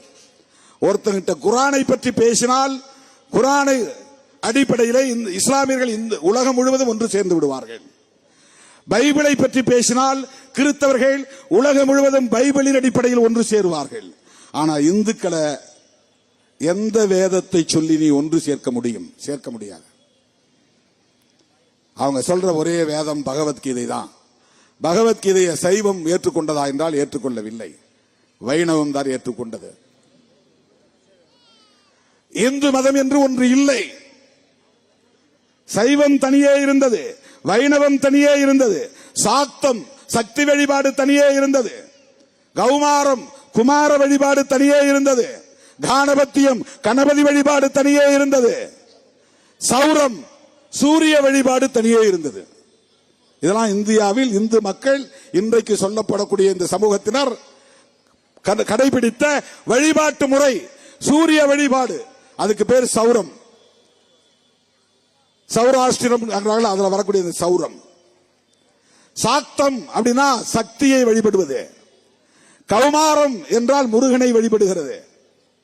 காணபத்தியம் கணபதி, அது விநாயகரை வழிபடுவது.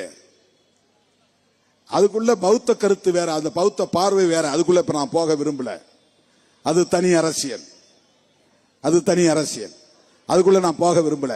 இன்னைக்கு இந்துக்கள் பின்பற்றக்கூடிய எல்லா லட்சணைகளும், கொடியும் காவியும், அவர்கள் பின்பற்றக்கூடிய பண்டிகை முறைகளும் ஒரு காலத்தில் பௌத்த பண்டிகைகளாக இருந்தன, பௌத்த லட்சணைகளாக இருந்தன.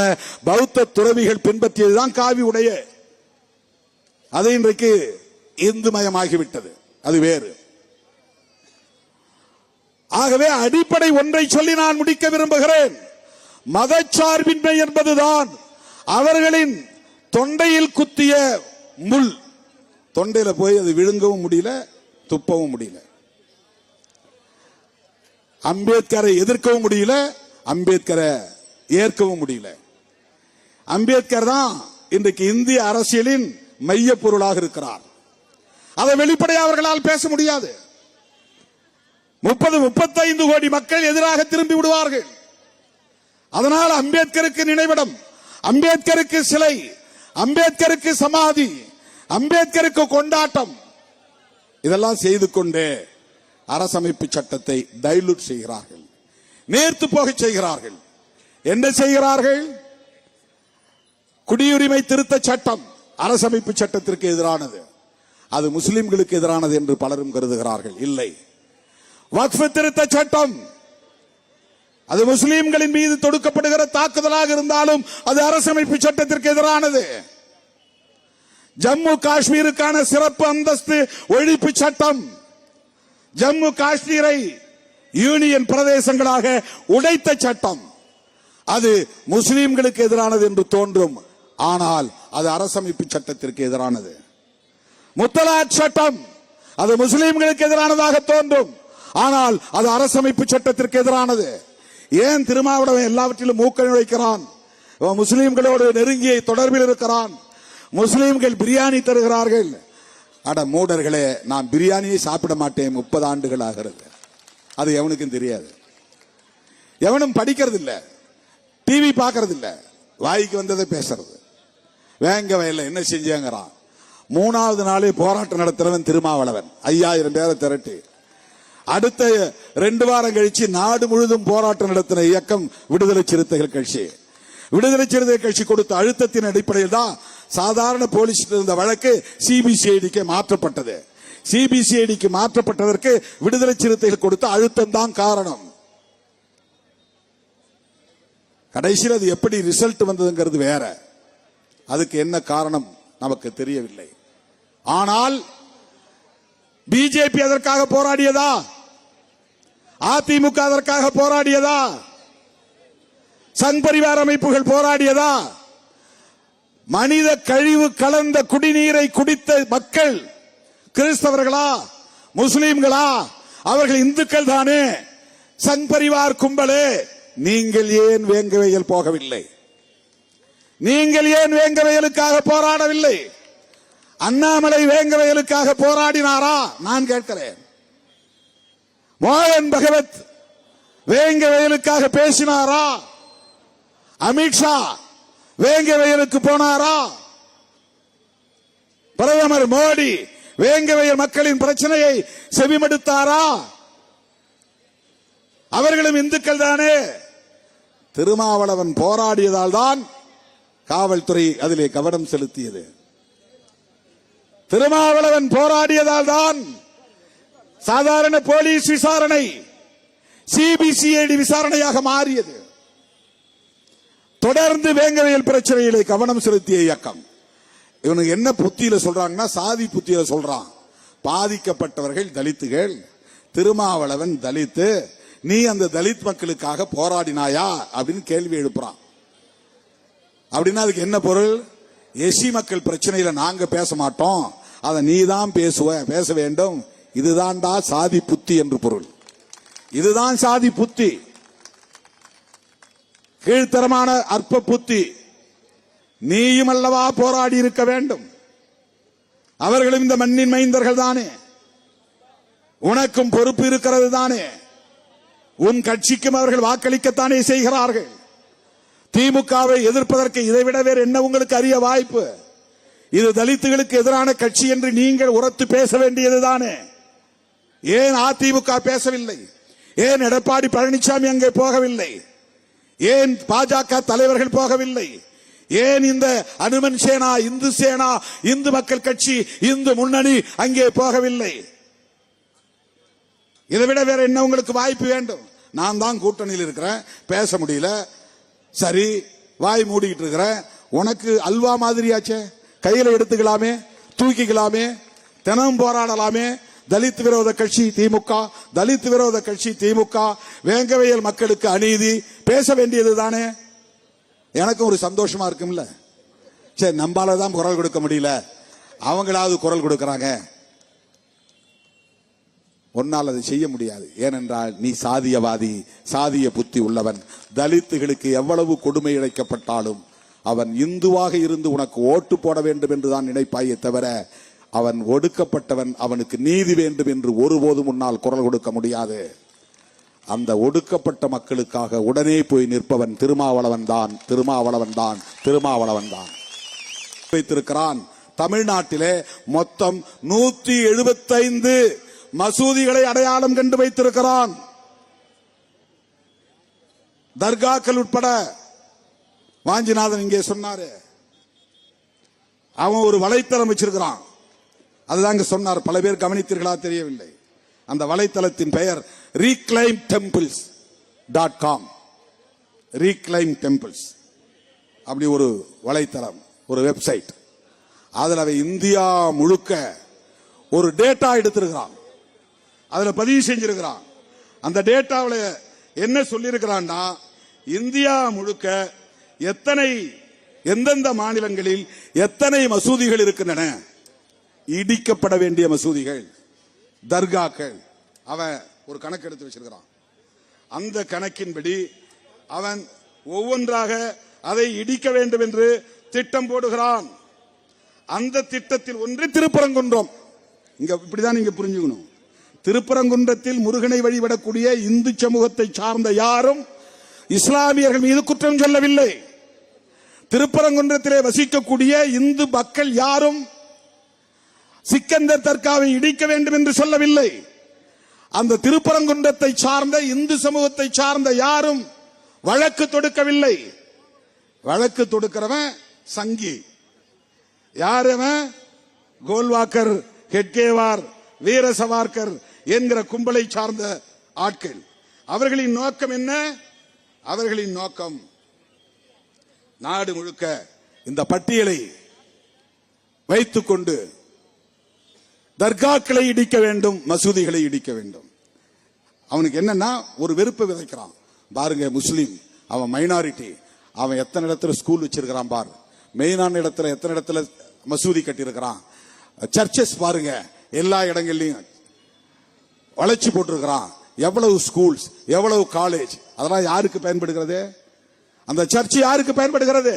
ஏன் உன்னால் அதுபோல மருத்துவமனையை கட்ட முடியவில்லை? வேலூர் சிஎம்சி மருத்துவமனை போல் ஒரு மருத்துவமனையை உன்னால் ஏன் கட்ட முடியவில்லை? ஏன் அந்த மக்களுக்கு மருத்துவம் அளிக்க முடியவில்லை?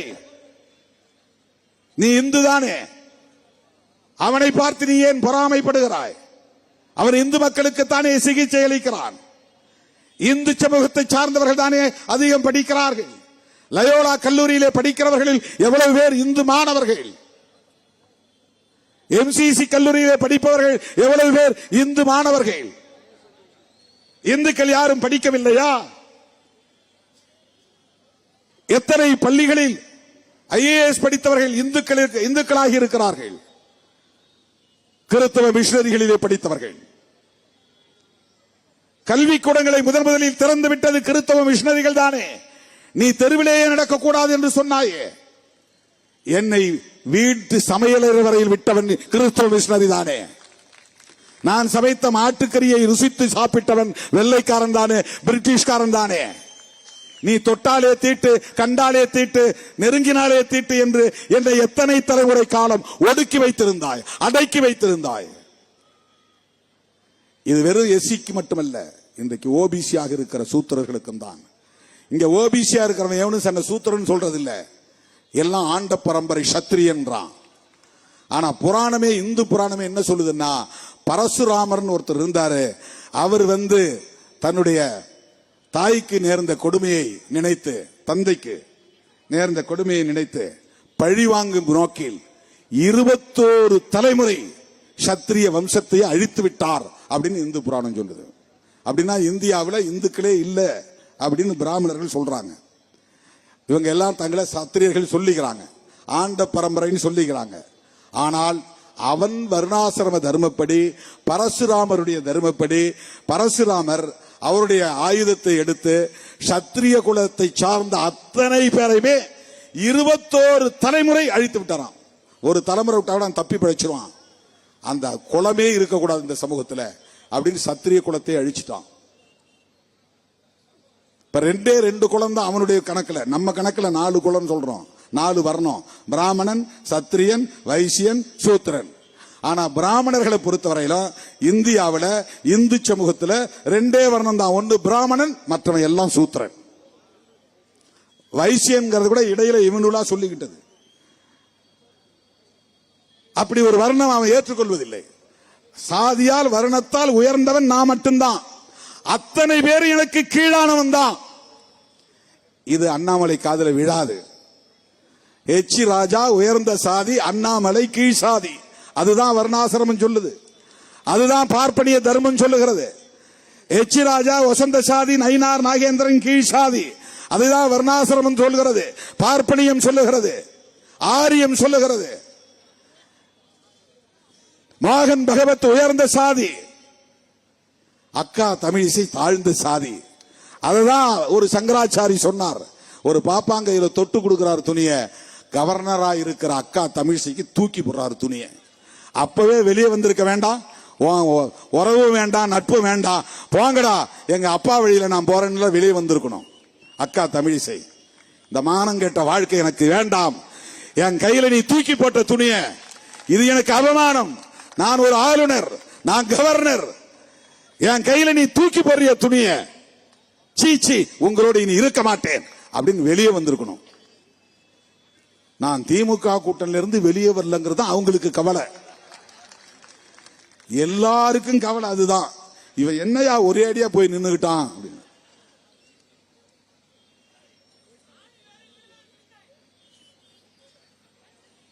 திமுகவையும் சேர்த்து சனாதனிகளை எதிர்க்க வேண்டும் என்பதில் உடும்பிப்பிடியாக இருக்கிறோம். அதுதான் எங்க நிலைப்பாடு.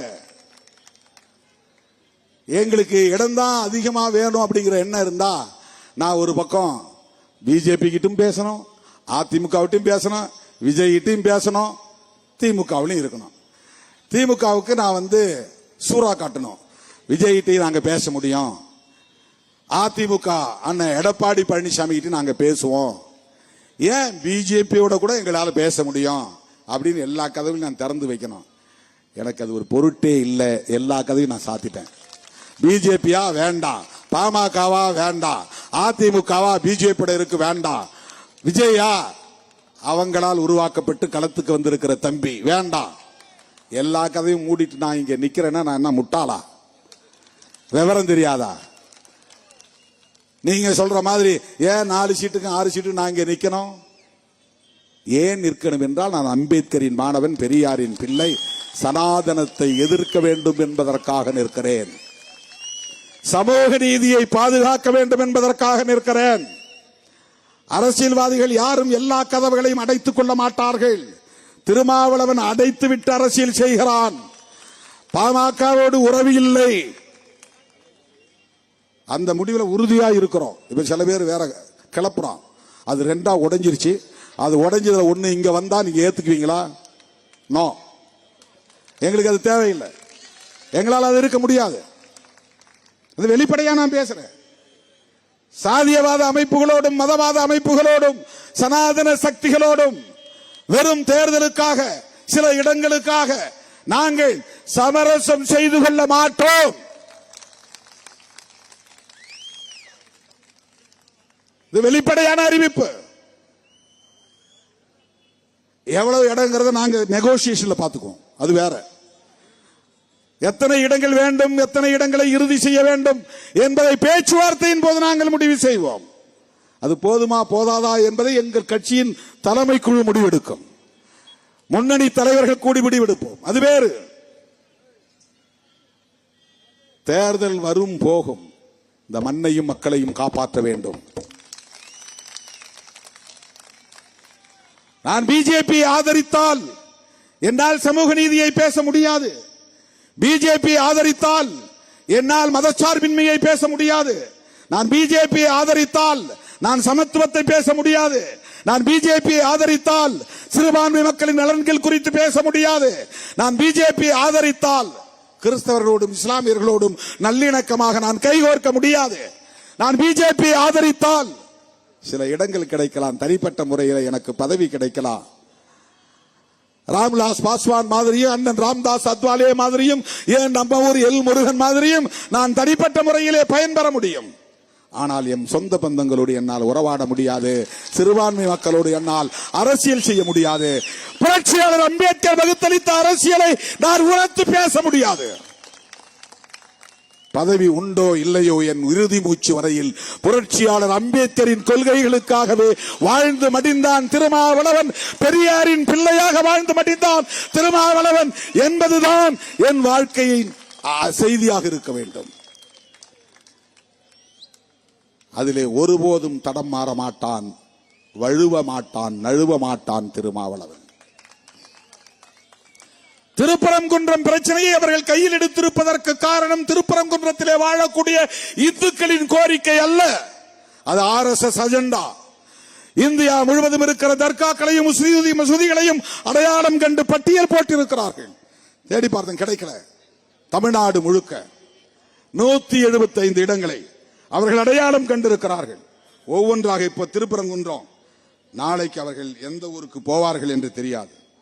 இப்போது திருப்பரங்குன்றம், நாளைக்கு அவர்கள் எந்த ஊர் தர்காவை குறிவைப்பார்கள் என்று தெரியாது. எந்த நேரத்திலும் அவர்கள் எதையும் செய்வார்கள். இதுதான் இங்கே இருக்கிற பிரச்சனை. தோழர்களே, ஆந்திராவில் 142 இடம், அசாமிலே 2 இடம், பீகாரிலே 77, டெல்லியிலே 72, டையூடாமனிலே 1, குஜராத்திலே 170, ஹரியானாவிலே 77, இமாச்சல் பிரதேசில் 1, கர்நாடகாவில் 192, காஷ்மீரில் 52, கேரளாவில் 2, லட்சதீபில் 2, மத்திய பிரதேசத்தில் 151, மகாராஷ்டிராவில் 143, ஒடிசாவில் 12, பஞ்சாபில் 14, ராஜஸ்தானில் 170, தமிழ்நாட்டில் 175 இடங்கள் மசூதிகளை அடையாளம் கண்டிருக்கிறாங்க. அதுல ஒன்றுதான் திருப்பரங்குன்றம். இது முன்கூட்டியே முடிவு செய்யப்பட்ட ஒன்று, ப்ரீ பிளான்ட், ப்ரீ கன்சீவ்டு. ஏற்கனவே கோல்வாக்கர் காலத்திலேயே இது முடிவெடுக்கப்பட்டு விட்டது. எங்கெல்லாம் மசூதிகள் தர்காக்கள் இருக்கின்றனவோ அதெல்லாம் கணக்கெடு. எங்கெல்லாம் சர்ச்சஸ் இருக்கின்றனவோ அதெல்லாம் கணக்கெடு. அவர்கள் சொத்து எவ்வளவு கணக்கெடு. இதையெல்லாம் இந்துக்கள்கிட்ட போய் சொல்லு. அவர்களுக்கு எதிரான வெறுப்பை பரப்பு. அப்பதான் இந்துக்களை ஒன்று சேர்க்க முடியும்.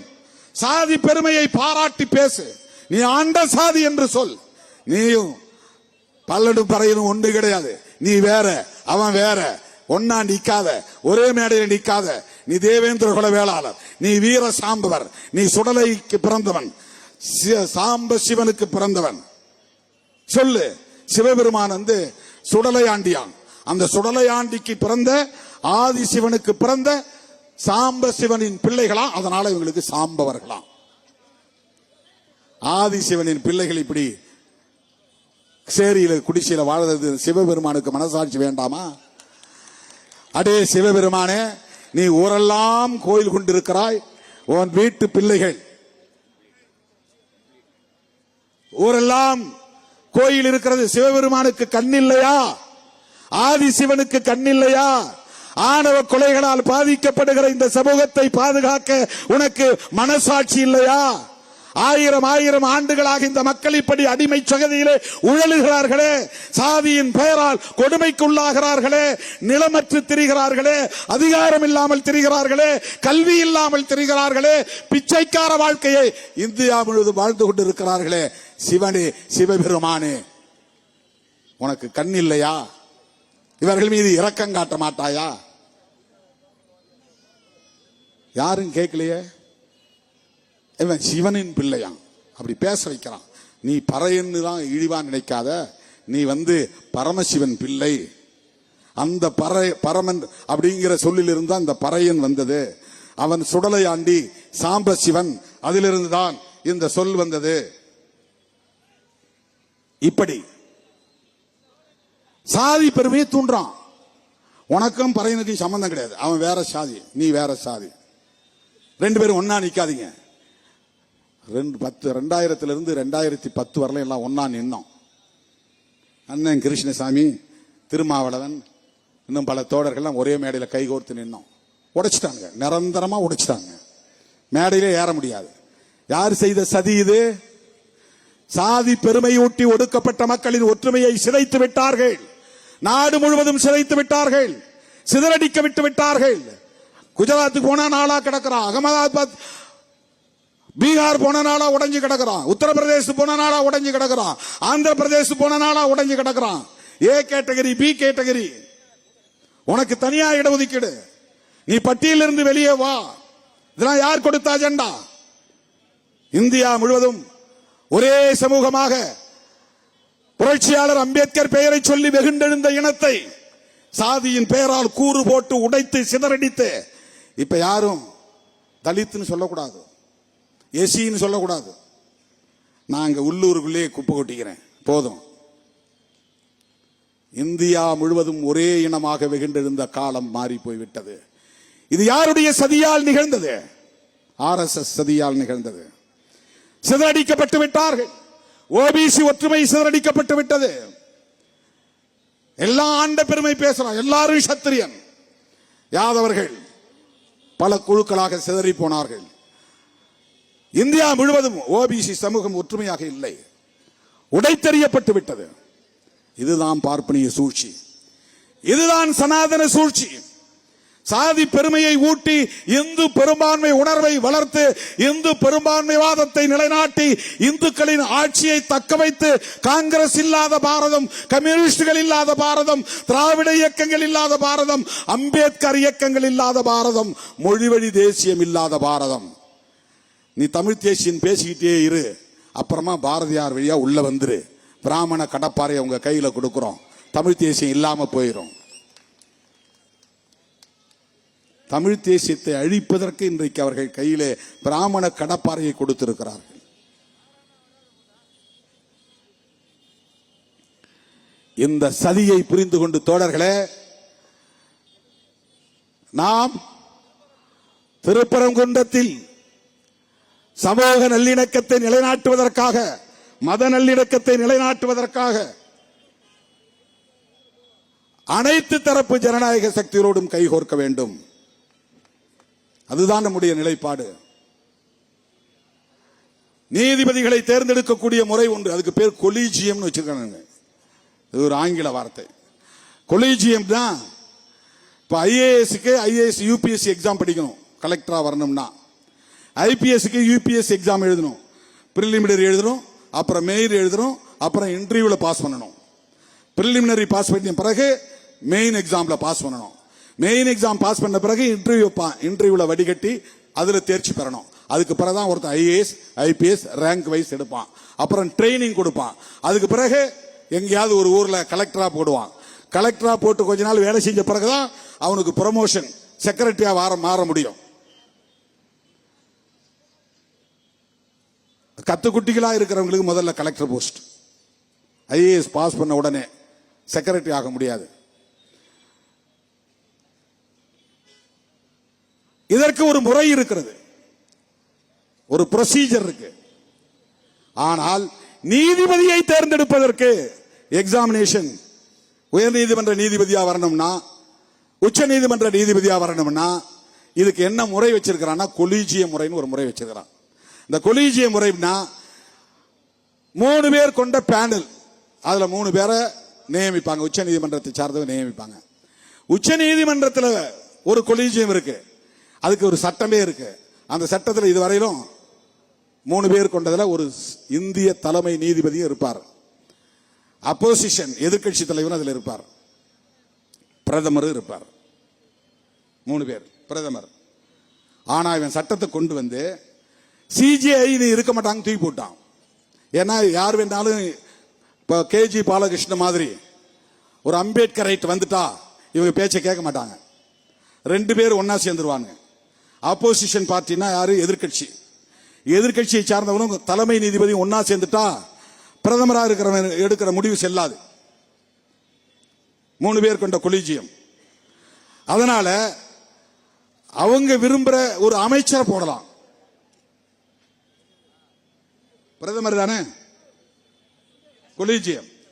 உச்ச நீதிமன்றத்துக்கு தேர்தல் ஆணையத்திற்கானது. அது தேர்தல் ஆணையரை நியமிப்பதற்கான அமைப்பு முறை. இந்த கொலீஜியம் உச்ச நீதிமன்றத்திலேயே நீதிபதிகள் கொண்ட ஒரு குழுவை நியமிக்கிறார்கள். அந்த கொலீஜியத்தில் இருக்கிற பேனல் இருக்கிற நீதிபதிகள் இங்க உயர் நீதிமன்ற நீதிபதிகளை தேர்வு செய்யறாங்க. அதுல 3 பேர் கொண்டவங்க இருப்பாங்க. அந்த 3 பேர் கொண்டவங்க சில நீதிபதிகளை பரிந்துரைப்பாங்க. அந்த பரிந்துரைக்கிற நீதிபதிகள் அவங்களுக்கு வேண்டிய ஆட்களா இருப்பாங்க. ஆர்எஸ்எஸ் அப்படி வந்தவர் தான் சுவாமிநாதன். அவர் எக்ஸாம் எழுதலாம் பாஸ் பண்ணி வந்தவர் கிடையாது. ஐஏஎஸ் மாதிரி ஐபிஎஸ் மாதிரி அப்படி வந்த பல பேர் உயர் நீதிமன்ற நீதிபதியா இருக்கிறாங்க. அப்படி வந்தவர்கள் உயர் நீதிமன்ற நீதிபதியாக பல பேர் இருக்கிறாங்க. அவங்க எல்லாம் சங்கிகளாக இருக்கிறார்கள். உயர் நீதிமன்றத்திலும் உச்ச நீதிமன்றத்திலும் பெரும்பான்மையாக இருப்பவர்கள் ஆர்எஸ்எஸ் ஆதரவாளர்களாக இருக்கிறார்கள், அல்லது ஆர்எஸ்எஸ் பயிற்சி பெற்றவர்களாக இருக்கிறார்கள், ஆர்எஸ்எஸ் கொள்கையை கொண்டவர்களாக இருக்கிறார்கள். அதனால்தான் பாபர் மசூதி இடிப்பு வழக்கில் அவர்கள் விரும்பியபடி தீர்ப்பை எழுதி கொண்டார்கள். அது உள்ளபடியே ஆதாரங்களின் அடிப்படையில் வழங்கப்பட்ட தீர்ப்பு இல்லை. அந்த நீதிபதியே சொல்றார். என்ன சொல்றார்னா, இங்கே ராமர் பிறந்தார் என்பதற்கு ஆதாரம் இல்லை, இங்கே இந்து கோவில் இருந்தது என்பதற்கு ஆதாரம் இல்லை, ஒரு கட்டிடம் இருந்தது ஆனால் அது இந்து கோவில் தானா என்பதற்கு ஆதாரம் இல்லை. பாபர் மசூதியை இடித்தது தப்புதான், அது குற்றம்தான், ஆனாலும் இந்த இடத்தில் ராமருக்கு கோவில் கட்டுங்கள். இதான் தீர்ப்பு. அப்ப பாபர் மசூதி தள்ளி ஒரு இடத்துல அரசாங்கமே இடம் கொடுங்க, அவங்க கட்டிக்கிட்டோம். இதுக்கு பேர் தான் கட்ட பஞ்சாயத்து. கட்ட பஞ்சாயத்துனா என்னன்னா, கட்டன்னா ஷார்ட்னு அர்த்தம். கட்டன்னா கட்டையில உட்கார்ந்து பேசுற பஞ்சாயத்து இல்ல, ஷார்ட். கட்ட பஞ்சாயத்துனா ஷார்ட். நீதிமன்றம்னா லாங்கா இழுத்துட்டு போவோம், வருஷ கணக்கில், பல வருஷம், 10 வருஷம் 20 வருஷம் 30 வருஷம் போயிடும். ஷார்ட்டா முடிக்கிறேன்டா உட்கார்ந்து ஊர்ல பேசி இப்படி போ முடிவு பண்ண ஒரு தீர்ப்பு சொல்லிடுவான். அதுக்கு பேர் கட்ட பஞ்சாயத்து. நீதிமன்றமே கட்ட பஞ்சாயத்து தீர்ப்பை வழங்குகிறது. பாபர் மசூதியை இடித்தது தவறு என்றால் இடித்தவன் யார், அவன் மேல பூரா கேஸ் போடல சொல்லணும். அதான சுப்ரீம் கோர்ட், அதுதானே நீதி. யார் யார் காரணமா இருந்தா, நரசிம்மராவ் இருந்தாருன்னா அவர் பிரச்சனை காரணம், கல்யாண் சிங் இருந்தாரா அவர் காரணம், அவர் மேல கேஸ் போடு. 2 பேரும் இல்லையா, அந்த காலத்துல யார் அதிகாரிகளா இருந்தா, அமைச்சர்களா இருந்தா, எல்லா மேலும் கேஸ போடு. பாபர் மசூதி இடித்தது தப்பு, அவ்வளவு பேர் மேலும் கேஸ போட்டு உள்ள தூக்கி வை. நீதிமன்றம் தீர்ப்பு கொடுத்திருக்கணும்ல, ஏன் கொடுக்கல? அதெல்லாம் எதுவுமே சொல்லாம இங்க ராமர் பிறக்கல, ராமர் கோயில் இல்ல, அங்க இடிக்கப்பட்ட கட்டிடம் இந்து கோயில் இல்ல, அந்த இடத்துல பாபர் மசூதி இருந்தது உண்மை, அதை இடித்தது குற்றம், ஆனாலும் இந்த இடத்தில் தான் ராமருக்கு கோயில் கட்டணும். இது என்ன தீர்ப்பு? இதுதான் ஆர்எஸ்எஸ் தீர்ப்பு. இங்கே திருப்பரங்குன்றத்தில் இந்துக்கள் யாரும் பிரச்சனை செய்யவில்லை, முஸ்லிம்களுக்கும் இந்துக்களுக்கும் சண்டை இல்லை. இந்த தூண் தான் தீபம் ஏற்றிய தூண் என்று யாரும் சொல்லவில்லை. ஆனால் ஒருவரை வழக்கு போட வைத்து அவசரமாக விசாரித்து தானே ஒரு விசாரணையை மேற்கொண்டு ஆய்வை மேற்கொண்டு நானே நேரடியாக போனேன் என்று ஒரு தீர்ப்பை எழுதுகிறார் ஒரு நீதிபதி. நடைமுறைப்படுத்துங்கள் என்று ஆணையிடுகிறார் உள்ளூர் போலீஸுக்கு. சிஐஎஸ்எஃப் நீதிமன்றத்தில் காவலுக்கு வந்தவர்களை அங்கே அனுப்பி வைக்கிறார். இதெல்லாம் எவ்வளவு பெரிய அத்துமீறல் இது, எவ்வளவு பெரிய அத்துமீறல் இது, சட்ட மீறல் இது, மரபு மீறல் இது, அநீதி இது. எப்படி இதையெல்லாம் பொறுத்துக் கொள்ள முடியும்? உடனே கண்டெம்ட் ஆஃப் கோர்ட். நீ எல்லாத்தையும் மீறி அடாவடித்தனமாக ஒரு தீர்ப்பை தருகிற போது அந்த தீர்ப்பை நடைமுறைப்படுத்தியே தீர வேண்டும் என்று எப்படி கட்டாயமாக இருக்க முடியும்? இந்த இடத்தில் திமுக அரசை நாங்கள் பாராட்டுகிறோம், காவல்துறையை பாராட்டுகிறோம். வாஞ்சிநாதன் இங்கு சொல்லும் போது இந்த பிரச்சனை உருவானதுல காவல்துறையும் அறநிலையத்துறையும் திமுக அரசாங்கமும் பிழை செய்து விட்டது என்று சொன்னார். அந்த நடைமுறையிலே அவர் தொடர்ந்து பயணித்ததன் அடிப்படையில் இந்த கருத்தை சொன்னார். அதை நாங்கள் மறுதலிக்கவில்லை. அங்கே இருக்கிற அதிகாரிகள், இன்ஸ்பெக்டர் மதுரை வீரன், அறநிலையத்துறையை சார்ந்த உதவி ஆணையர் சுந்தரக்கண்ணன், ஆர்டிஓ, இவர்களெல்லாம் சங்க பரிவாரங்களுக்கு துணை போனார்கள். காவல்துறை அதிகாரிகள் துணை போனார்கள். அதனால் இது பிரச்சனை பெரிதாகிவிட்டது. சரி, ஆனால் நீதிமன்றம் விதித்த தீர்ப்பை நடைமுறைப்படுத்த முடியாது என்கிற இடத்தில் திராவிட முன்னேற்ற கழகத்தின் தலைமையிலான அரசு எடுத்த முடிவு துணிச்சலான முடிவு. நீ சொன்னா அந்த இடத்துல தீபத்தை ஏற்ற முடியுமா? 400 ஆண்டுகளாக உச்சி பிள்ளையார் கோவில் பக்கத்திலே இருக்கிற தூணில் நாயக்கர் காலத்தில் கல்வெட்டுகளால் எழுதப்பட்ட அந்த தூணில் கார்த்திகை தீபம் ஏற்றப்பட்டு வருவது வழக்கமாக இருந்து வருகிற ஒரு நடைமுறை, ஒரு மரபு. அதன்படி அறநிலையத்துறையை சார்ந்த அதிகாரிகள் அந்த இடத்திலே கார்த்திகை தீபம் ஏற்ற அனுமதித்தார்கள். நீ சொல்லுவது தர்காவுக்கு பக்கத்திலே, தர்கா அது இஸ்லாமியர்களின் சொத்து. பக்கத்திலே இருக்கிற நெல்லித்தோப்பு அது இஸ்லாமியர்களின் சொத்து. அந்த நெல்லித்தோப்பிலே கட்டப்பட்ட மண்டபம் அது இஸ்லாமியர்களுக்கு சொத்து. அங்கே இருக்கிற பள்ளிவாசல் இஸ்லாமியர்களின் சொத்து. அந்த ஒரு தனிப்பட்ட பரப்பளவு இஸ்லாமியர்களுக்கு சொந்தமானது. 1923-24 அந்த காலகட்டத்தில் நடந்த வழக்கில் தீர்ப்பு உயர்நீதிமன்ற வரையில் சென்ற தீர்ப்பு, உள்ளூரிலே சப்கோர்ட் அளித்த தீர்ப்பு. முஸ்லிம்கள் ஏரியா முஸ்லிம்களுக்கு, கோவில் தேவஸ்தானத்துக்கு உள்ள ஏரியா கோவில் அந்த தேவஸ்தானத்திற்கு, மிச்சம் இருப்பது கவர்மெண்ட்டுக்கு. அது கவர்மெண்ட் லேண்ட், அது புறம்போக்கு இடம். ஒட்டுமொத்த கோவிலும் முஸ்லிம்களுக்கு இல்லை, ஒட்டுமொத்த மலையும் முஸ்லிம்களுக்கு இல்லை, ஒட்டுமொத்த மலையும் இந்துக்களுக்கு இல்லை. அது இந்துக்கள் முஸ்லிம்கள் பிரச்சனை வரல. அரசாங்கத்தை எதிர்த்து கோவில் நிர்வாகத்தை சார்ந்தவர்கள் வழக்கு போடுகிறார்கள். அந்த வழக்கிலே அளித்த தீர்ப்பு சப்கோர்ட். அதில் அவன் சொன்ன தீர்ப்பு என்னன்னா, எந்தெந்த ஏரியாவில் இதுவரையில் முஸ்லிம்கள் பயன்பாட்டில் வைத்திருந்தார்களோ, தர்கா இருக்கிற இடம், மசூதி இருக்கிற இடம், நடந்து போகிற பாதை, ஏறி போகிற படிகள், நெல்லித்தோப்பு பகுதி, அந்த மண்டபம், இவை அனைத்தும் இஸ்லாமியர்களுக்கானது. காசி விஸ்வநாதர் கோயில், உச்சி பிள்ளையார் கோயில், திருப்பரம் முருகன் கோவில், அது இருக்கிற பரப்பு, குளம் எல்லாம், அங்கே நடந்து செல்வதற்கான பாதை, படிகள், இவையெல்லாம் தேவஸ்தானத்திற்கு, கோவில் நிர்வாகத்திற்கு. மிச்ச பகுதி அரசின் கட்டுப்பாட்டில் உள்ள பகுதி. இது சப்கோர்ட் தந்த தீர்ப்பு. இதை எதிர்த்து இருதரப்பாறு மறுபடியும் கோவிலுக்கு நீதிமன்றத்திற்கு போகிறார்கள்.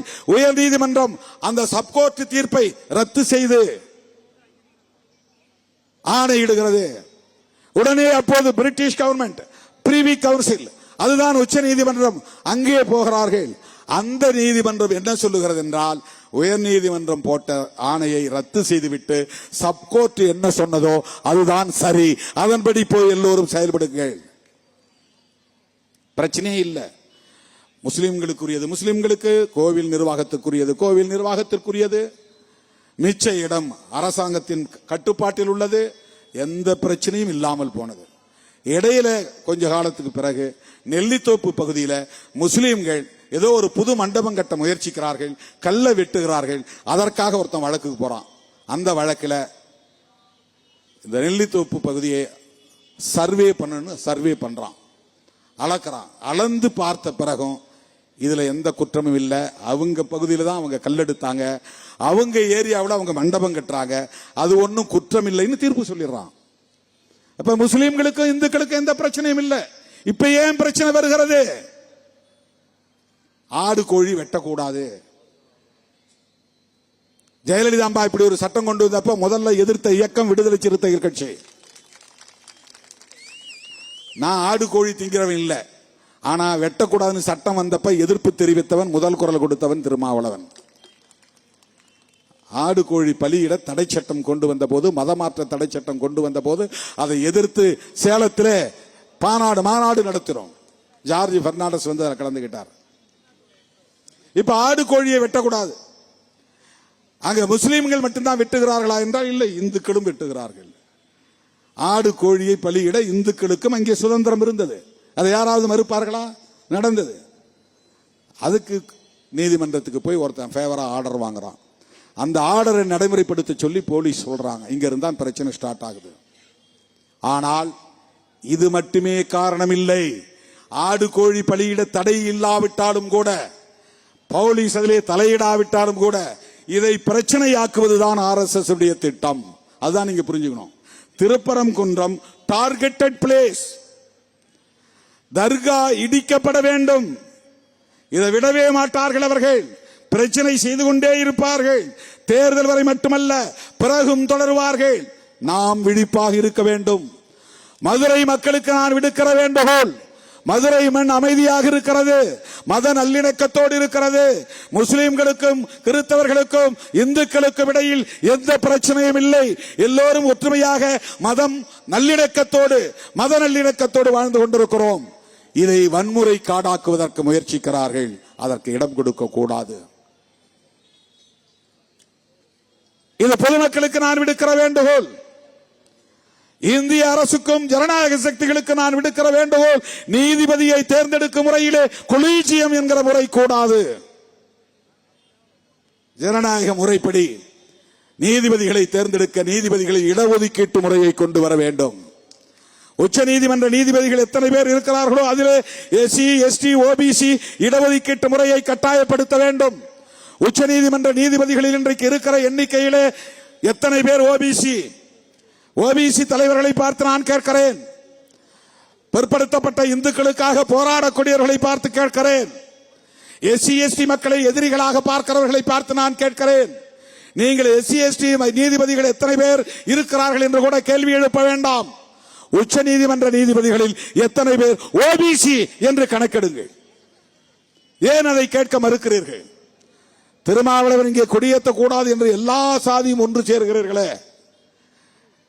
இதே புதூரிலே கொடியேற்றிய போது எத்தனை எதிர்ப்பு, எத்தனை இடங்களில் எங்கள் கட்சி கொடிகளை எல்லாம் நாங்கள் பிடுங்கிக் கொள்கிறோம், ஆனால் விடுதலை சிறுத்தை கொடி பறக்க கூடாது, அதற்கு ஒன்று சேருகிறீர்களே. என்றைக்காவது உச்ச நீதிமன்றத்தில் எங்கள் சமூகத்திற்கும் பிரதிநிதித்துவம் வேண்டும் என்று சொல்லி இருக்கிறீர்களா? போராடி இருக்கிறீர்களா? ஒன்று சேர்ந்திருக்கிறீர்களா?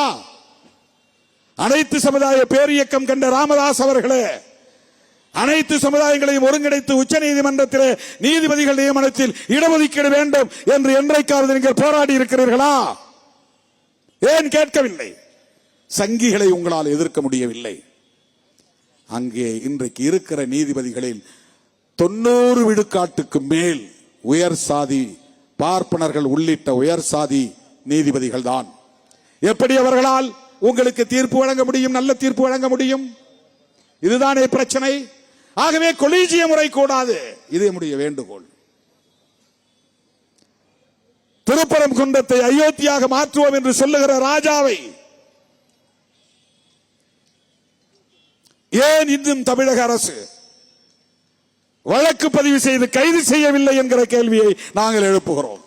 திருமாவளவன் பேசினால் சும்மா இருப்பீர்களா? மேல இருந்து முதலமைச்சர் ஆணையிடுகிறாரோ இல்லையோ, உளவுத்துறை அதிகாரிகள் ஆணையிடுகிறார்களோ இல்லையோ, உள்ளூர் போலீஸ் மேல உடனே போய் கேஸ் போடும். திருமாவளவன் இப்படி பேசினார், 2 சமூகத்துக்கு இடையில பிரிவினையை உண்டு பண்ணும் வகையில் பேசினார், கேஸ் போடுவார்.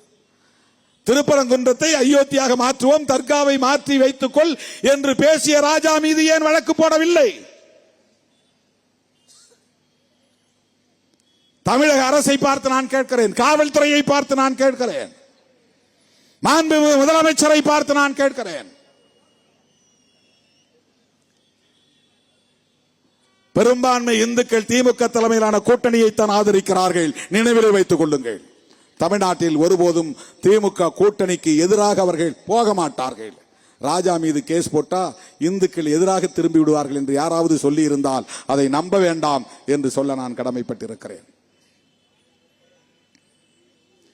அருமை தோழர்களே, திருப்பரங்குன்றம் ஒரு அமைதியான இடம்.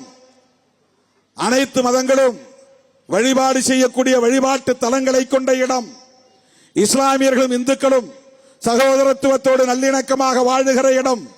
இந்த இடத்தை வன்முறை காடாக்க முயற்சிக்கிற சங் பரிவார் கும்பலுக்கு எச்சரிக்கை விடுக்க கடமைப்பட்டிருக்கிறோம். உங்கள் அரசியலை தட்சிண பாரதத்துக்கு வடக்கே வைத்துக் கொள்ளுங்கள். உங்கள் மொழியில் சொல்லுகிறேன், உங்கள் அரசியலை தட்சிண பாரதம். தட்சிண பாரதம்னா தட்சிணம்னா தெற்கு, பாரதம்னா இந்தியா. அவங்களுக்கு இந்தியான்னு சொன்ன பிடிக்காது. அவங்களுக்கு பாரதம் சொல்லணும். மகாபாரதத்தின் நினைவா பாரதம் சொல்றாங்க. பரதன் ஆண்டதா. அம்பேத்கருக்கு அதுல உடன்பாடு கிடையாது. இந்தியான்னு எழுதினார். அப்ப உடன் இருந்த மதவாதிகள்லாம் இல்ல இல்ல இதை இந்துஸ்தான் எழுதுங்க, இல்லைன்னா இந்து ராஷ்டிரான்னு எழுதுங்க அப்படின்னு சொன்னப்ப அவர் ஒத்துக்கல. அப்புறம் பாரத்னாவது எழுதுங்க அப்படின்னு சொன்னப்ப அவர் கொஞ்சம் கன்வின்ஸ் ஆகி எழுதிட்டார். அதுக்கு அவருக்கு அந்த பாரதம்ங்கிற சொல்ல கையாளுறதுல அவருக்கு உடன்பாடு கிடையாது. அதையே இன்றைக்கு இவர்களுக்கு பிடிக்கவில்லை. ஆனாலும் அதை கையாளுகிறார்கள். தட்சிண பாரதம், தென்னிந்தியா. தென்னிந்தியாவுக்கு வடக்கே வைத்துக் கொள்ளுங்கள் உங்கள் அரசியலை. தென்னிந்தியா, குறிப்பாக தமிழ்நாடு முற்றிலும் மாறுபட்ட மண். சிறுத்தைகளின் அரசியல் மேலோங்கி இருக்கும் மண்.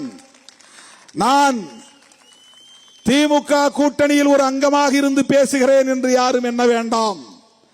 அம்பேத்கரின் மாணவனாக, பெரியாரின் பிள்ளையாக, மார்க்சின் மாணவனாக இருந்து பேசுகிறேன். சமூக நல்லிணக்கத்தை விரும்புகிறவன் என்கிற முறையிலே பேசுகிறேன். மத நல்லிணக்கத்தை நிலைநாட்ட வேண்டும் என்கிற அடிப்படையில் நான் பேசுகிறேன். அவரவர் மதம் அவரவருக்கு, அவரவர் நம்பிக்கை அவரவருக்கு. அந்த நம்பிக்கைகளுக்குள் யாரும் தலையிடக்கூடாது. இதுதான் எங்கள் வேட்கை, எங்கள் நிலைப்பாடு. அரசமைப்பு சட்டத்தை சீர்குலைக்கக்கூடிய எந்த நடவடிக்கையும் நாங்கள் அனுமதிக்க மாட்டோம். அரசமைப்பு சட்டம் முன்வழியக்கூடிய கோட்பாடுகளை பாதுகாப்பதுதான் எங்களின் முதன்மை நிலைப்பாடு. அந்த அடிப்படையில் தான் திருப்பரங்குன்றத்திற்கு நாங்கள் வந்திருக்கிறோம். சிறுத்தைகள் வந்திருக்கிறோம், போராளிகள் வந்திருக்கிறோம், மண்ணின் மைந்தர்கள் வந்திருக்கிறோம், சமூக நீதி போராளிகள் வந்திருக்கிறோம். இந்த மண்ணையும் மக்களையும் பாதுகாப்போம். ஜனநாயக சக்திகளின் கைகளை கோர்த்து கொண்டு களமாடுவோம் என்பதை சொல்லி வாய்ப்புக்கு நன்றி கூறி முடிக்கிறேன். நன்றி, வணக்கம்.